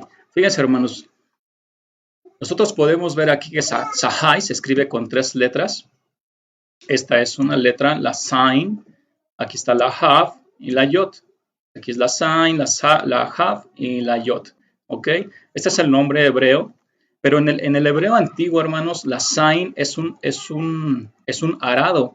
Un arado. Era una herramienta de labranza. Se utilizaba, hermanos, en ese tiempo para poder abrir los surcos a la tierra, ir preparando la tierra para que estuviera pues dispuesta para recibir la semilla, ¿no? Es un trabajo que pues todos los que se dedican a esto lo hacen, tienen para arar el campo. Y después tenemos aquí la Hav, que es una palma de mano, que significa pues tomar, algo así que te dice alto también, puede significar también bendecir, porque es una mano, simplemente es una mano, pero esta mano, hermanos, en este caso es la mano que toma la herramienta de labranza, y bueno, termina con esta yod, que es un brazo extendido. El brazo extendido significa obra, significa algo que estás haciendo. Y aquí vemos, hermanos, en esta parte de aquí abajo a la derecha, el nombre de Sahai o Saqueo en el hebreo pictográfico. Aquí está la Zain Sahai. Sahai, que significa el que prepara la tierra y la siembra. Eso significa Sahai. Es un nombre hermoso. Creo que todos deberíamos llamarnos Sahai. Todos, porque todos tenemos que preparar la tierra, o sea, los corazones de nuestros prójimos, comenzando por nosotros, por supuesto, y sembrar la buena semilla, que es la palabra de Dios. Sahai. Entonces, Sahai, hermanos, no significa algo más que puro, sino que es una persona que en su vida tenía que cumplir una tarea, que era trabajar el corazón de su prójimo y sembrar ahí una buena palabra. Sahai, Zaqueo, tenía que hacer eso en su vida porque ese era su nombre y tenía que llevarlo a cabo. No es como me dicen que Sahai es así que suena así como que saqueo. Es el que saquea los bolsillos del pueblo. Pues sí, realmente eso era lo que hacía. Estaba saqueando los bolsillos porque él era cobrador de impuestos. Pero no es así, no que él saqueaba, no, sino que su nombre es más que puro, es aquel que tenía que preparar el corazón de su prójimo y sembrar una buena semilla, Sahai. Es algo muy hermoso, hermanos, que quise compartirte para comenzar a entender la vida de este hombre Zaqueo. Dice el versículo 2 que ya acabamos de leer, dice que mientras caminaba, pues vino este hombre, Sahai, y dice que era jefe de los cobradores de impuestos. Es una información, hermanos, que solamente se encuentra aquí en el libro de Lucas, específicamente no se repite en otro evangelio. Quiere decir que Lucas vio este acontecimiento demasiado importante para nosotros, porque es un mensaje que nos da mucha enseñanza. Este era jefe de los cobradores de impuestos. Entonces, para poder entender un poquito acerca de este Saqueo, tenemos que ver cómo era su vida. La historia no nos da mucha luz, pero podemos profundizar un poco con respecto a su vida gracias a este texto que Lucas nos deja ver, que nos dice que era un cobrador, jefe de los cobradores de impuestos.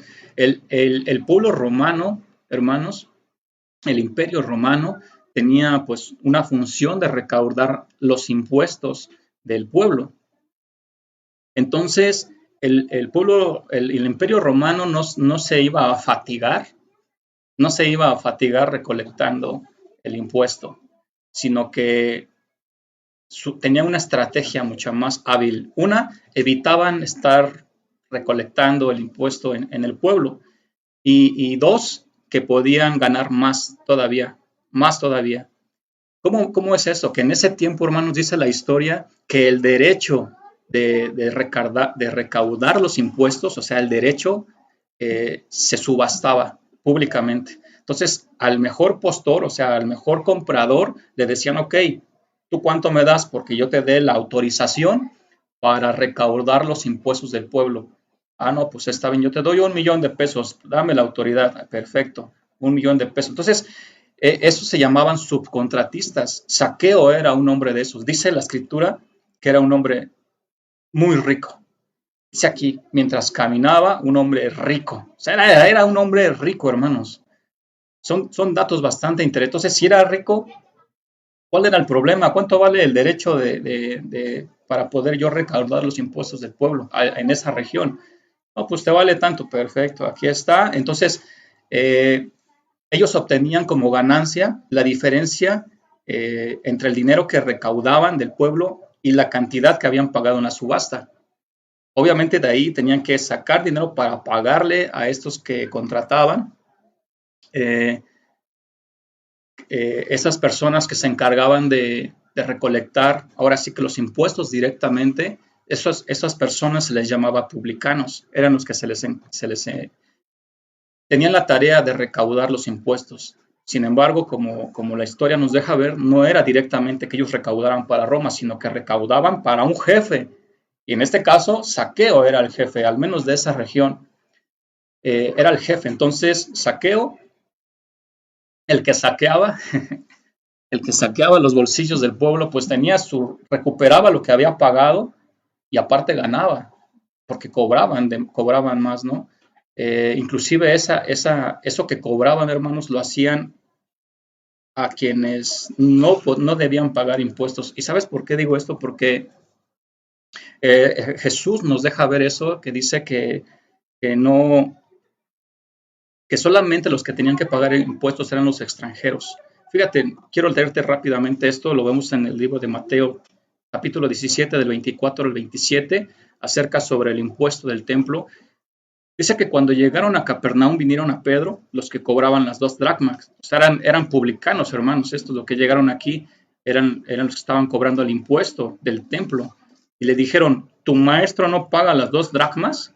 O sea, aquí el maestro, o sea, Jesús no estaba presente, pero le estaban diciendo eso a Pedro. Oye, ¿qué? ¿Tu maestro no paga las 2 dracmas? Entonces él dijo, sí, ¿cómo no?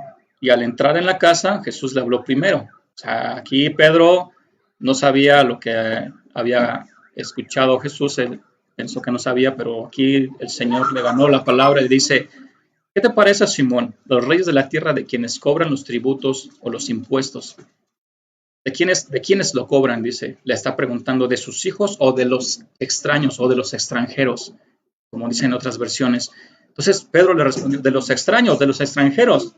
Entonces el Mesías le dice, luego los hijos están exentos. Quiere decir que los hijos están exentos. Él estaba diciendo, yo estoy exento de pagar el impuesto. tú, Pedro, estás exento de pagar el impuesto, pero fíjate, dice, sin embargo, para no ofenderles, o para que no hablen mal, dicen otras versiones, dice el versículo 27, ve al mar y echa el anzuelo, y el primer pez que saques, tómalo y ábrele la boca, hallarás un estatero. Esto equivalía, hermanos, a 4 dracmas. Ellos pedían 2 dracmas, este estatero, dice esta versión, equivale a 4 dracmas. Entonces dice, tómalo y dáselo por mí y por ti. Entonces eso pagaba el impuesto de los dos. Entonces vemos que eran personas publicanos, que cobraban, hermanos, el impuesto al pueblo, sabiendo que no debían pagarlo. ¿Sabes qué? No, pero ¿sabes qué? Tú también pagas, échale para acá. Entonces, eso, pues ¿a quién iba ese dinero, no? ¿A quién se le quedaba ese dinero? Había demasiada corrupción, cosa que se ha aprendido muy bien hasta el día de hoy, lamentablemente. Toda la corrupción que hay hasta el día de hoy. Y bueno,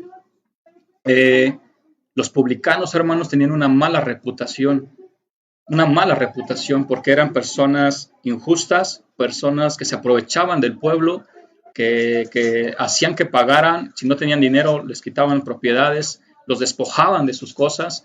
Entonces esa era una situación bastante fuerte acerca de esto de los impuestos que tenían que pagar a Roma. Entonces los publicanos tenían la tarea más sucia, ¿verdad? Ellos en cierta manera estaban trabajando, pero también se aprovechaban de su trabajo, ¿verdad? Como hoy en día muchos trabajos se prestan para hacer eso. Poderse aprovechar, no solamente se conforman con su sueldo, sino que quieren estafar, quieren tener más y más, porque su trabajo así se los permite, ¿verdad? Cosa que sabemos que está mal. Entonces, esta gente, hermanos, se acercó a Juan el Bautista. Juan el Bautista, ¿qué sabes qué les dijo? Generación de víboras. Generación de víboras. Ellos iban a acercarse con él, ¿sabes qué? Necesitamos acercarnos, que necesitamos que nos bautices, pero estafaban a la gente. ¿Sabes qué les dice Juan? Lucas capítulo 3, versículo 12 dice, vinieron también los publicanos para ser bautizados y le dijeron, maestro, ¿qué haremos? Entonces Juan les dijo, no exijas más de lo que les está ordenado. Estamos hablando, hermanos, que el jefe de los publicanos, en este caso era Zaqueo, ellos les decían, ¿saben qué? Ustedes cobren tanto al impuesto, ustedes van a cobrar tanto. Sin embargo, ellos decían, ok, pues vamos a pedirle más, pues eso es para mí, ¿no? Eso es para mí. Eso era algo muy obvio que todo el pueblo lo sabía, sabían que los publicanos eran unos estafadores. Sabían, nadie los quería, hermanos, los veían como unos pecadores, a pesar de que eran del mismo pueblo judío, hermanos, muchos de ellos, no los querían, era como, no sé cómo llamarlo, el patito feo de la sociedad, o sea, los publicanos, no los queremos, ¿no? Entonces tenían una reputación bastante fuerte, bastante mala, y aquí Juan les dice, no exijas más de lo que les está ordenado. Entonces ellos se aprovechaban, hermanos. Si de por sí Roma cobraba un impuesto, que ya a lo mejor no era tan bajito, ¿verdad? Todavía lo vendía ese derecho a este subcontratista, en este caso Zaqueo era uno de ellos. Entonces él decía, bueno, yo pago tanto, Roma recibía más dinero por eso. O sea, ellos decían, bueno, pues si yo lo recaudo, vamos a decir, junto a 1 millón, pues lo vendo, a lo mejor saco 1,5 millones, 2 millones. Pues a mí págamelo, al que me dé más, tú tienes el derecho de cobrar. ¿Cuánto vas a cobrar? Eso a mí no me interesa. Entonces ellos decían, pues si yo pagué 2 millones, bueno, pues yo voy a sacar 3 millones. Entonces, ¿sabes qué? Contratan a los publicanos, que así les decían, y ustedes van a recolectar el dinero del pueblo. Ustedes van a recolectar tanto. Sin embargo, ya era algo más elevado porque Zaqueo no podía perder, ¿verdad? Él no podía perder. Tenía que ganarle, tanto para él como para sus trabajadores. Sin embargo, ya era un impuesto más elevado que el que Roma hubiera impuesto si él lo cobrara directamente. Pero ya está por una segunda mano, ya les estás cobrando de más. Y todavía la tercera mano, que eran los publicanos, todavía más les cobraban al pueblo. Entonces era algo bastante fuerte, hermanos, bastante fuerte. Creo que si nosotros a lo mejor nos quejamos hoy por el IVA, no nos podemos comparar a la situación de ellos. Era algo lamentable, no tenían forma de pagar. Sabes que págame con tus bienes y los despojaban, hermanos, los despojaban, era algo bastante fuerte. Entonces nadie los quería. Fíjate que dice Mateo 9:11, dice, cuando vieron esto los fariseos, dijeron a los discípulos, ¿por qué come su maestro con los publicanos y pecadores? ¿Cómo que tu maestro está, o sea, les estaban ahí diciendo a sus discípulos, mira, tu maestro, ¿qué dices? Es tu maestro, guardador de la Torá, está ahí con los pecadores, con los publicanos. Nadie quiere a los publicanos. ¿Quién quiere a los publicanos? Nadie quiere a los publicanos. Es más, el Mesías, me acuerdo que le dice a sus discípulos que hicieran más que el prójimo, algo más elevado. Dice, ¿no hacen así también los publicanos? ¿No hacen así también los publicanos? O sea, los publicanos, hermano, era como el centro de atención. Es como, discúlpame, hermano, o amigo, amiga, si me estás escuchando y eres diputado, pero es como esa corrupción. Tú ves esa corrupción y dices, no puede ser, no es justo. Los publicanos, hermanos, nadie los quería. Nadie los quería. ¿Quién puede decir hoy, no, yo amo mi gobierno, los diputados, mis respetos? ¿Quién lo puede decir? Todos, tristemente, por la realidad que hemos visto, es que solamente se dedican a estafar al pueblo, a estafar al pueblo. Entonces, eso no es ajeno a esos tiempos pasados. Los publicanos se dedicaban a estafar hasta donde más podían al pueblo. Nadie los quería, hermanos. Tu maestro come con los publicanos. Fíjate que dice Mateo 11:19. Vino el Hijo del Hombre que come y bebe, y dicen, he aquí un hombre comilón y bebedor de vino, amigo de publicanos y pecadores. Pero la sabiduría es justificada por los hijos. Aquí, esas palabras, para mí, me llegan mucho a mi corazón. Amigo de pecadores. Amigo de pecadores. Esa gente que me rechaza, esa gente que me critica, esa gente que me juzga. Pero ¿sabes qué hace Jesús? Él te ama. Y Él puede ser tu amigo, aun cuando eres un pecador. Porque dice que Él no vino a salvar a los justos o a buscar a los justos, sino a los pecadores. Entre más pecador eres, más el Señor está interesado en encontrarte, en verte. Amigo de publicanos y pecadores. Fíjate que sigue diciendo Marcos, capítulo 2, versículo 16. Y los escribas y los fariseos, viéndole comer con los publicanos y con los pecadores otra vez, dijeron a los discípulos, ¿qué es esto? O sea, ¿qué es esto? ¿Cómo? ¿Qué es esto? Él come y bebe con los publicanos y pecadores. Pues sí, porque es su amigo. Es su amigo. Marcos 2:17 dice, al oír esto Jesús les dijo, los sanos no tienen necesidad de médico, sino los enfermos. No he venido a llamar a justos, sino a pecadores. Él, hermano, vino a llamar a los pecadores, no a los justos, y hacerse amigo de los pecadores. Pero tu historia, hermano, hermana, tiene que comenzar con comenzar a verlo. Dice el Señor, mírame a mí. Mírenme a mí y encontrarán la salvación. Entonces, Zaqueo era jefe de esos que todos aborrecían. Es como ver hoy al líder, al que mero está ahí, a ver quién, no, pues yo soy el jefe de los publicanos. Ah, no, pues pásale, te queremos mucho. La verdad es que no era así, hermanos. Jefe de los publicanos. Ah, tú eres el jefe de esos que nos estafan, tú eres el responsable, tú eres el que está ahí arriba de todo esto. Tú eres, no, o sea, ¿cómo se sentía Zaqueo? Despreciado por sus propios hermanos, por el propio pueblo. Eso sí, estaba lleno de dinero, pero estaba despreciado. ¿Cómo se sentía, hermanos? Aquí, ¿cómo se sentía él? Pues si es el jefe, era un rico, pero ¿cómo se sentía? ¿Tú crees que Zakai no escuchó por ahí? Es que, ¿sabes qué? El maestro es amigo de los publicanos. ¿Cómo que es amigo de los publicanos? Si nadie nos quiere, pero él es amigo de los publicanos. Entonces, mi hermano, ahí comienza algo interesante en su vida de Zaqueo, de cómo es que él se sentía, qué es lo que pensaba. ¿Sabes quién era? Muy probablemente uno de sus trabajadores, Mateo. Mateo era un publicano. Fíjate, dice Mateo 10:3, Felipe, Bartolomé, Tomás, Mateo el publicano. Eso dice nuestra versión. Nuestra versión, en este caso, pues la Reina Valera 1960. Pero quiero compartirte dos versiones hebreas. Digo dos versiones hebreas porque una de ellas es la de Mateo de Hebreo de Shem Tov. Fíjate cómo dice esta versión. Matitya, o sea, Mateo, Matitya, cuya reputación, ya no dice el publicano, dice cuya reputación era prestamista con interés. Está hablando de una reputación. Ya está hablando de una reputación, una forma, algo que tiene que ver con su forma de ser. Mateo, su forma de ser, o sea, su reputación. ¿Cuál reputación? Pues prestamista con interés, dice esta versión. Mateo, hermanos, dice que estaba sentado en una oficina. O sea, Saqueo dice, ¿sabes qué? Tu oficina. Entonces ahí estaba Mateo. A ver, pásale, ¿tú cómo te llamas? No, pues yo me llamo fulanito. Ok, perfecto. A ver, tú debes tanto, los impuestos, perfecto. Ok, ya, el que sigue. Entonces, Mateo se dedicaba a recaudar los impuestos directamente del pueblo. Tenía una oficina. ¿Cómo es que lo veían? Entonces, ¿lo veían bien? ¿Era Mateo realmente una persona justa? ¿Era una persona justa?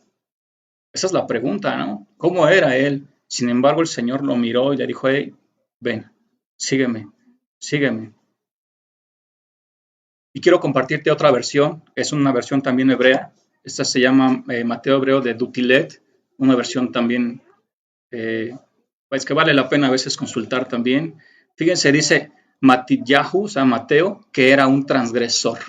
Aquí ya lo llama así directo. Aquí no voy a andar con rodeos, vámonos directo al grano, dice esta versión. Mateo transgresor, una persona que sajaba a la gente, que cobraba además. Qué tremendo, ¿verdad? Entonces, podemos ver, hermanos, realmente la reputación de los publicanos por los suelos, por los suelos. Saqueo, ¿cómo se sentía Saqueo? Rico. Fíjense, vamos a seguir leyendo aquí esta historia, Lucas 19:3. Trataba de ver quién era Jesús, o sea, Saqueo. Porque, hermanos, esto es algo bastante importante. ¿Qué es lo que quería hacer él? ¿De qué estábamos hablando todo este estudio? De ver, de ver. Y Saqueo, hermanos, eso era lo que quería hacer, quería verlo, quería verlo. Aquí en ningún momento nos dice la escritura que él quería acercarse como muchos se acercaron a él directamente, Señor, por favor, no. Aquí la verdad es que Saqueo solamente quería verlo. Él decía, bueno, si ya es un alboroto, ¿qué está pasando aquí? A ver, pues vamos a ver quién es ese Jesús. ¿Quién es? A ver, yo quiero verlo. Pero dice que no lo podía ver porque había una gran multitud. Él estaba cruzando Jericó y había una gran multitud que estaba alrededor de él, como siempre lo hemos visto, ¿no? Mucha gente que lo apretaba y que estaban ahí, no podían ni siquiera caminar. Bueno, Saqueo quería verlo, quería verlo. Este hombre que se llamaba el puro, este hombre que tenía que dar en su vida un ejemplo de hablar a las personas y de sembrar la semilla, la palabra de Dios. ¿Qué es lo que estaba haciendo Saqueo? No estaba cumpliendo con su nombre, pero fíjense, más adelante sí lo hizo, más adelante sí lo hizo, pero vamos a seguir leyendo. Dice que por causa de la multitud no podía hacerlo, pues era de baja estatura. Era bajito, era chaparrito este Saqueo, entonces no lo podía ver. ¿Dónde? O sea, hoy ya va pasando Jesús, oye, pero ¿dónde está? No lo podía ver, es que no me dejaban ver. Yo creo que a lo mejor hasta saltaba, no lo sé. En primera, era una persona que nadie lo quería. Nadie lo quería. No sabemos o sea, la verdad, hermanos, la gente cuando no quiere a alguien, no sabes que es capaz de hacerle. Entonces, no sabemos Saqueo cómo estaba ahí, no sabemos cómo salía a la calle. No salía con sus escoltas, en sus camionetas blindadas, ¿verdad? No lo podía hacer. Fíjense que el versículo 4 dice, pero rápidamente se adelantó. Aquí ya vemos una acción, algo que Saqueo comenzó a hacer. Se olvidó, hermanos, de que era una persona de corbata, acá, no sé, Bill Gates, acá lleno de dinero, con corbata, traje. Se olvidó, y rápidamente se adelantó. ¿Para qué? Para verlo, dice, para verlo. Eso es lo que a Saqueo le interesaba, él quería verlo, porque por una mirada, hermanos, por un comienzo, puede terminar en una historia de salvación. Entonces Zaqueo lo quería ver, nada más lo quería ver. Oye, yo quiero conocerlo, quiero verlo, pues, a ver quién es. Entonces dice que se trepó a un árbol. Dice en otras versiones que ese árbol era un sicomoro. Y investigando un poquito, hermanos, ese árbol era un árbol que podía llegar a medir 20 metros de alto y 6 metros de ancho en su tronco. Wow, yo me imagino eso. Bueno, a lo mejor no era un árbol así en el que Zaqueo se subió, pero no era un árbol fácil de trepar. Súbete a un árbol que tiene 1 metro de ancho, no es fácil, ¿no? O sea, aquí nosotros podemos imaginar el esfuerzo que Zaqueo hizo. Pero, hermano, imagínate a Bill Gates subiéndose a un árbol. O sea, Zaqueo, jefe de los publicanos, rico, cómo tenía él su casa, cómo tenía sus criados, era un empresario, hermanos, era un empresario, Zaqueo, y ahí subiéndose arriba de un árbol, él se olvidó de todo eso, no le importó porque él quería ver al Señor, lo quería ver. ¿Tenía que hacer gran esfuerzo? No, solamente tenía que ver. Él quería verlo. Entonces, el trabajo que nosotros tenemos que hacer y comenzar a hacer es decir, ok, voy a comenzar por una mirada. A ver, pues voy a ver qué dice la Biblia. A ver, voy a escuchar a a ver qué me quiere decir. Voy a entrar a la iglesia, a ver qué encuentro. Pues a ver, pues vamos a comenzar, pues vamos a ver ahí de curioso. Sakai estaba de curioso, decir, bueno, ¿quién es él? A ver, vamos a ver. Entonces corrió y se subió como pudo a este árbol, porque sabía que el Señor iba a pasar por ahí. Dice versículo 5, cuando el Señor llegó a ese lugar, levantó la vista y le dijo, 1, 2, 3 por Zaqueo que está arriba del sicomoro. Le dijo, Sakai, ya te vi, Sakai, baja, apúrate, baja de ahí, porque yo hoy tengo que pasar la noche en tu casa. ¡Wow! Imagínate, hermano, eso. Zaqueo solamente estaba de curioso. ¿Cuándo se iba a imaginar él que iba a recibir al Señor en su casa? Fue una sorpresa. Fue una sorpresa. ¿Y todo por qué? Por una mirada curiosa. Por una mirada curiosa. Por una mirada curiosa. Nuestra mirada debe ser así, hermanos, curiosa para bien, ver al Señor, ver a Jesús, su palabra, escuchar su palabra, algo. Por curiosidad, pues vamos a ver qué dice vamos a ver qué dice acá. Curiosidad. Y el Señor le dijo, Zaqueo, bájate de ahí. Hoy tengo que pasar la noche en tu casa. El Señor quiere entrar en nuestra casa. El Señor quiere entrar en nuestras vidas. Eso es lo que Él quiere. Pero necesita que nosotros le veamos. Como dice lo que leímos en Isaías, mírame a mí y encontrarás la salvación. Mírame. Y Zaqueo estaba muy interesado en verlo, muy interesado, una mirada curiosa, pero esa mirada curiosa, mira lo que provocó. Zaqueo, voy a pasar la noche contigo. Entonces dice versículo 6, y Zaqueo bajó de prisa y con mucho gusto recibió al Señor, con mucho gusto. Se bajó y todos se quedan así impresionados. Oye, mira, el rico Zaqueo, jefe de los publicanos, mira dónde anda ahí en un árbol, ahí. Pero a la gente no le pareció, fíjense, el versículo 7 dice, todos al ver esto, todos murmuraban, pues decían que Jesús había entrado en la casa de un pecador. Los publicanos, pecadores, dice el hebreo de Dutilet, ¿verdad? Que leímos ahorita, que decía que Mateo, transgresor. Publicano, transgresor. Yo soy pecador, yo soy pecador, yo también pecador. Pero eres un pecador. Yo, jefe de los publicanos, pecador también, eres un pecador. Entonces, la gente murmuraba. ¿Cómo es posible si yo te vengo siguiendo desde hace tantos días y no has querido venir conmigo? ¿Cómo es posible que ese ni siquiera se acercó a ti, ni siquiera te siguió, nada más se subió ahí? ¿Y qué? Por una mirada curiosa, sí, por una mirada comenzó una gran historia, hermanos. La mirada de curiosidad que lo llevó a la salvación. Y la gente sí va a murmurar, la gente va a decir de ti, y va a empezar a decirte, oye, si tú, ¿por qué ya te empiezas a reunir ahí? ya te vas a volver, ¿cómo dicen? Aleluya. Ya te vas a volver aleluya. La gente va a empezar a murmurar, a la gente que está a tu alrededor no le va a gustar, tus hijos, no le va a gustar que tú te empieces a acercar a Jesús, no le va a gustar, no le va a gustar.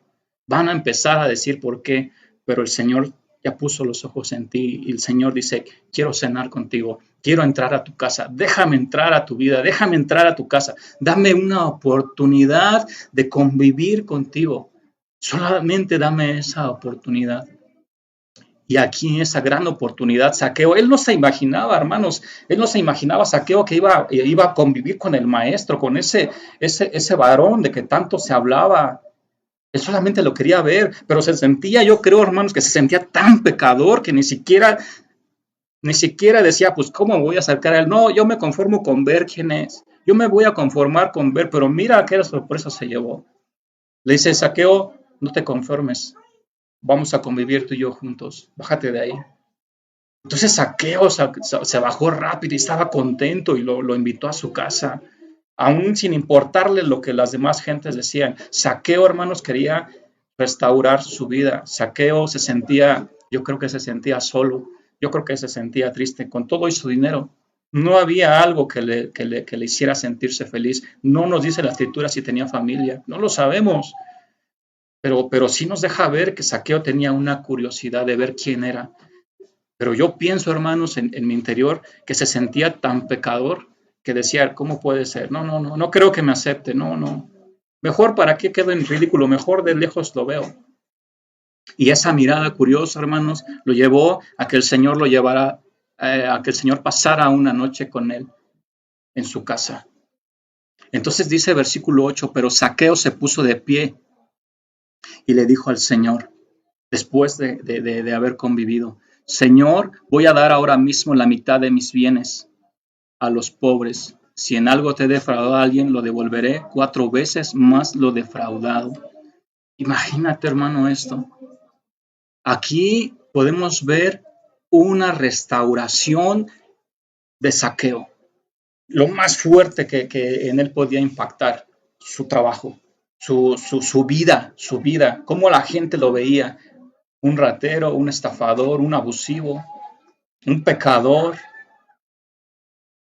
Y solamente fue una mirada, hermanos, que Zaqueo tuvo. Mira hasta dónde llegó. El Señor entró a su casa, convivió con él. Y después de esa convivencia, no sabemos qué fue lo que el Señor le dijo, pero esa fue una convivencia íntima, una convivencia personal con el Señor. Y eso es lo que cada uno de nosotros tenemos que tener, una convivencia íntima. Y el Señor nos está diciendo, déjame entrar a tu casa, hoy voy a entrar, pero debe de comenzar con una mirada como Zaqueo, esa mirada curiosa. Comencemos nuestra vida con una mirada curiosa y vamos a entrar en una convivencia con el Señor, una convivencia con Él. Y Él nos va a dar palabras de aliento, palabras que van a transformar nuestra vida. Esas palabras, esa convivencia, fue hasta después de haber convivido con Él. Yo creo que le demostró, ¿sabes qué, Zaqueo? Aunque todos te desprecian, aunque todos dicen que eres un pecador, yo soy tu amigo. Yo soy tu amigo. Yo te amo, Zaqueo. Podemos sentirnos muchas veces hombres pecadores, personas pecadoras. Y podemos ser así como Zaqueo. Ni siquiera me siento digno para acercarme. Pero basta con una mirada para que el Señor te voltee a ver y te diga, quiero entrar a tu casa. Y puedes cambiar como Zaqueo. Él cambió, dijo, voy a dar la mitad de todos mis bienes. Era un hombre rico. ¿Te imaginas cuánto era la mitad de sus bienes? Dice, yo lo voy a dar a los pobres. Y no solamente eso, sino que la mitad que le quedaba, que por supuesto yo creo que era demasiado dinero, aún así era algo bastante elevado, dijo, si en algo he defraudado a alguien, Señor, se lo voy a devolver 4 veces. 4 veces. Más de lo que la Torah estipulaba, más de lo que la ley estipulaba. Entonces, vemos aquí un cambio de vida de Zaqueo, algo bastante hermoso. Una actitud, una acción que él estaba llevando a cabo. ¿Y sabes qué dijo el Señor? Versículo 9. Entonces Jesús le dijo, Hoy ha llegado la salvación a esta casa, pues este hombre también es hijo de Abraham, porque el Hijo del Hombre vino a buscar y a salvar lo que se había perdido. Pero hermano, aquí podemos ver otra historia que terminó con salvación. Una historia de un hombre que era un pecador, de un hombre que era rechazado, un hombre que se sentía solo, ya eso sí, con mucho dinero, pero perdido en su dinero, en su tristeza, rechazado por sus hermanos, rechazado por la comunidad. Yo creo que sin amigos, nadie lo quería, nadie los quería, hermanos. Pero llegó alguien que sí lo quería.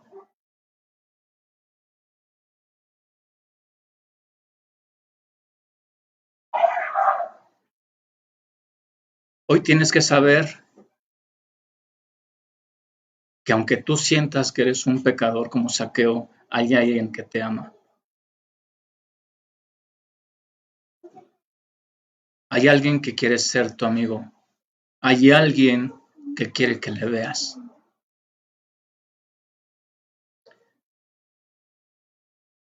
Hoy ha llegado la salvación a esta casa.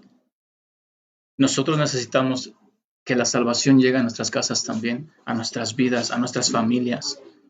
Necesitamos eso. Queremos tener una historia que termine así, una historia positiva, que termine así, hermanos, como la de Zaqueo, como la historia de Josafat. ¿Y todo por qué? Porque todo comenzó por una mirada. Una mirada, hermanos, una mirada. Eso que puedes hacer, todos lo podemos hacer. Comienza a dar ese paso, comienza por dar una mirada, comienza a darle una mirada a tu Biblia, comienza a darle una mirada a aquel que te está compartiendo la palabra. No lo rechaces. Mira que en esa mirada curiosa puede estar tu historia llena de salvación. Dice Juan 6:40, y esta es la voluntad del que me ha enviado, que todo aquel que vea al Hijo, todo aquel que lo ve y cree en él, tenga vida eterna, y yo le resucitaré en el día postrero. Todo aquel que vea al Hijo, verlo y creer en él, tener vida eterna. Y quiero finalizar, hermanos, con este texto que está en el libro de Hebreos, capítulo 12, versículo 2. Y con eso me despido. Dice, fijemos la mirada en Jesús. Fijemos la mirada en Jesús, el autor y el consumador de la fe, quien por el gozo que les esperaba sufrió la cruz y menospreció el oprobio y se sentó a la derecha del trono de Dios.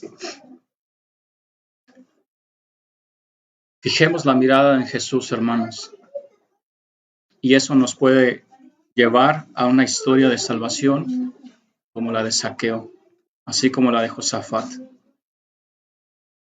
Yo quiero una historia así y quiero comenzar a mirar al Señor, como nos dice en el libro de Isaías. Mírenme a mí, dice la palabra de Isaías. Quiero repetirte este texto, hermanos. Isaías 45:22. Venú Elai, dice, mírenme a mí y sean salvos todos los términos de la tierra, porque yo soy Dios y no hay más. Mírenme a mí y sean salvos, mírenme a mí. El pueblo, hermanos, está escuchando ahora, estamos escuchando ahora la palabra del Señor que nos dice, mírame y sé salvo. Fijemos la mirada en Jesús, fijemos la mirada en Jesús. Y quiero, hermanos, dejarte de tarea un versículo. Eso quiero que tú lo leas en tu intimidad, que tú tomes tu Biblia, que tú comiences a mirar eso. Si nunca has agarrado una Biblia, yo te invito a que comience tu historia de salvación con una mirada. Y quiero que abras tu Biblia, que lo busques, no ahorita, sino en un espacio, en una intimidad que tú tengas, y que vayas al libro de Miqueas. Es un texto bastante sencillo, libro de Miqueas, capítulo 7, versículo 7. Ahora sí que imagínate el 7:7 para que no se te olvide. Miqueas 7, versículo 7, ese no te lo voy a leer, quiero que tú lo leas. Es un regalo que Dios te da a ti para que comiences a dar ese paso de fe. Y bueno, hermanos, pues con esto terminamos el estudio y quiero agradecerte por tu tiempo, por el espacio que dedicas para acercarte a Dios, para aprender de Él, por esa curiosidad tal vez que tienes. No te detengas, no nos detengamos, sigamos adelante. Nuestra historia tiene que seguir construyéndose de una forma positiva y llegar a ese nivel. La salvación ha llegado a esa casa. Miremos al Señor, comencemos a mirar, comencemos nuestro camino con una mirada. Entonces, Él va a estar con nosotros, va a entrar a nuestras vidas, va a entrar a nuestras casas. Nos urge que entre el Señor a nuestras casas, en nuestras vidas, que Él comience a hablarnos esas palabras de vida, esas palabras de aliento. Lo que necesitamos escuchar. Zaqueo necesitaba escuchar las palabras del Señor. Yo te amo, Zaqueo, yo te amo. Mira, tú eres puro, tú eres una persona que ahora va a comenzar a hablar mi palabra. Va a comenzar a trabajar en los corazones, a arar y a sembrar la semilla.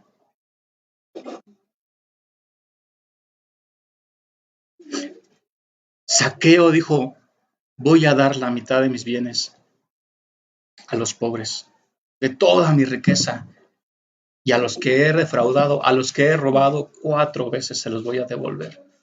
Zaqueo comenzó a dar un paso que estaba diciéndole al Señor, voy a hacer honor a mi nombre, Señor. Voy a ser ahora en adelante una persona pura, voy a ser un ejemplo, voy a ser una persona recta y que todos puedan ver lo que yo estoy haciendo, mi arrepentimiento. No me importa lo que digan, no me importa. Yo quiero ser feliz, yo quiero sentirme amado, quiero tener a alguien que me brinde su amistad. Eso era más importante. Y el Señor entró a su casa, tuvo una relación personal con Él. Necesitamos tener esa relación personal con el Señor y que nuestras vidas sean transformadas y que el Señor diga, hoy ha entrado la salvación a su casa. Y sabes, hermano, ¿gracias a qué? Al comienzo de todo, a la raíz de todo. Y todo comenzó por una mirada. Hermano, pues quiero hacer una oración final para despedir esta transmisión. Y bueno, pues que sea el Señor el que ponga su palabra en nuestros corazones, que no sea en vano, que podamos llevar mucho fruto. Señor, te damos gracias en esta tarde por esta bendición, esta palabra tan hermosa que siempre tú nos das. Te bendecimos, te alabamos. Bendito es tu nombre, Señor, porque gracias a tu nombre hermoso es que nosotros estamos vivos ahora. Queremos pedirte, Señor, que plantes esta semilla, esta palabra en nuestros corazones. Queremos ser así como Zaqueo, personas que puedan trabajar en el corazón, en la tierra de nuestros prójimos, comenzando por la nuestra y sembrar la semilla, que es tu palabra. Te damos gracias, Señor, porque a pesar de ser pecadores, tú te vuelves un amigo. Tú eres aquel que nosotros necesitamos para poder sentirnos amados. Si hay muchos ahora, Señor, que se sienten rechazados, se sienten despreciados, te pedimos que tú les hagas sentir tu amor, que tú estás con ellos, que aunque todos los desprecien, tú no lo vas a hacer, sino que tú estás más interesado por aquellas personas, aquellos que son pecadores, tú estás más interesado. Y te pedimos, Señor, que nos ayudes a fijar nuestros ojos en ti, como tu palabra nos dice, que nos fijemos en ti, que volvamos nuestra mirada a ti, que sea una mirada como la de Zaqueo, una mirada curiosa, y esa mirada que le llevó a una historia grande, una historia que todos queremos en nuestras vidas, que nosotros podamos ser salvos. Queremos tener una comunión contigo, Señor, una comunión única, una comunión especial. Queremos que entres a nuestras casas, a nuestros hogares, te necesitamos. Queremos estar preparados para las cosas difíciles. Gracias, Señor, por todo lo que tú nos das, por tu palabra. Vivifícanos en ella, Señor, y ayúdanos a poderla llevar a cabo en nuestras vidas. Gracias te damos en el nombre de Jesús, en el nombre de Yeshua. Amén. Pues hermano, que el Eterno te bendiga mucho, que te dé de su amor, de su gracia, de su amor constante, de su fidelidad, que sea contigo pues en toda esta semana, que tengas un sábado lleno de bendición. Shabbat Shalom, hermanos, me despido de ti, te mando un saludo, un abrazo, pues que el Eterno te bendiga. Shalom.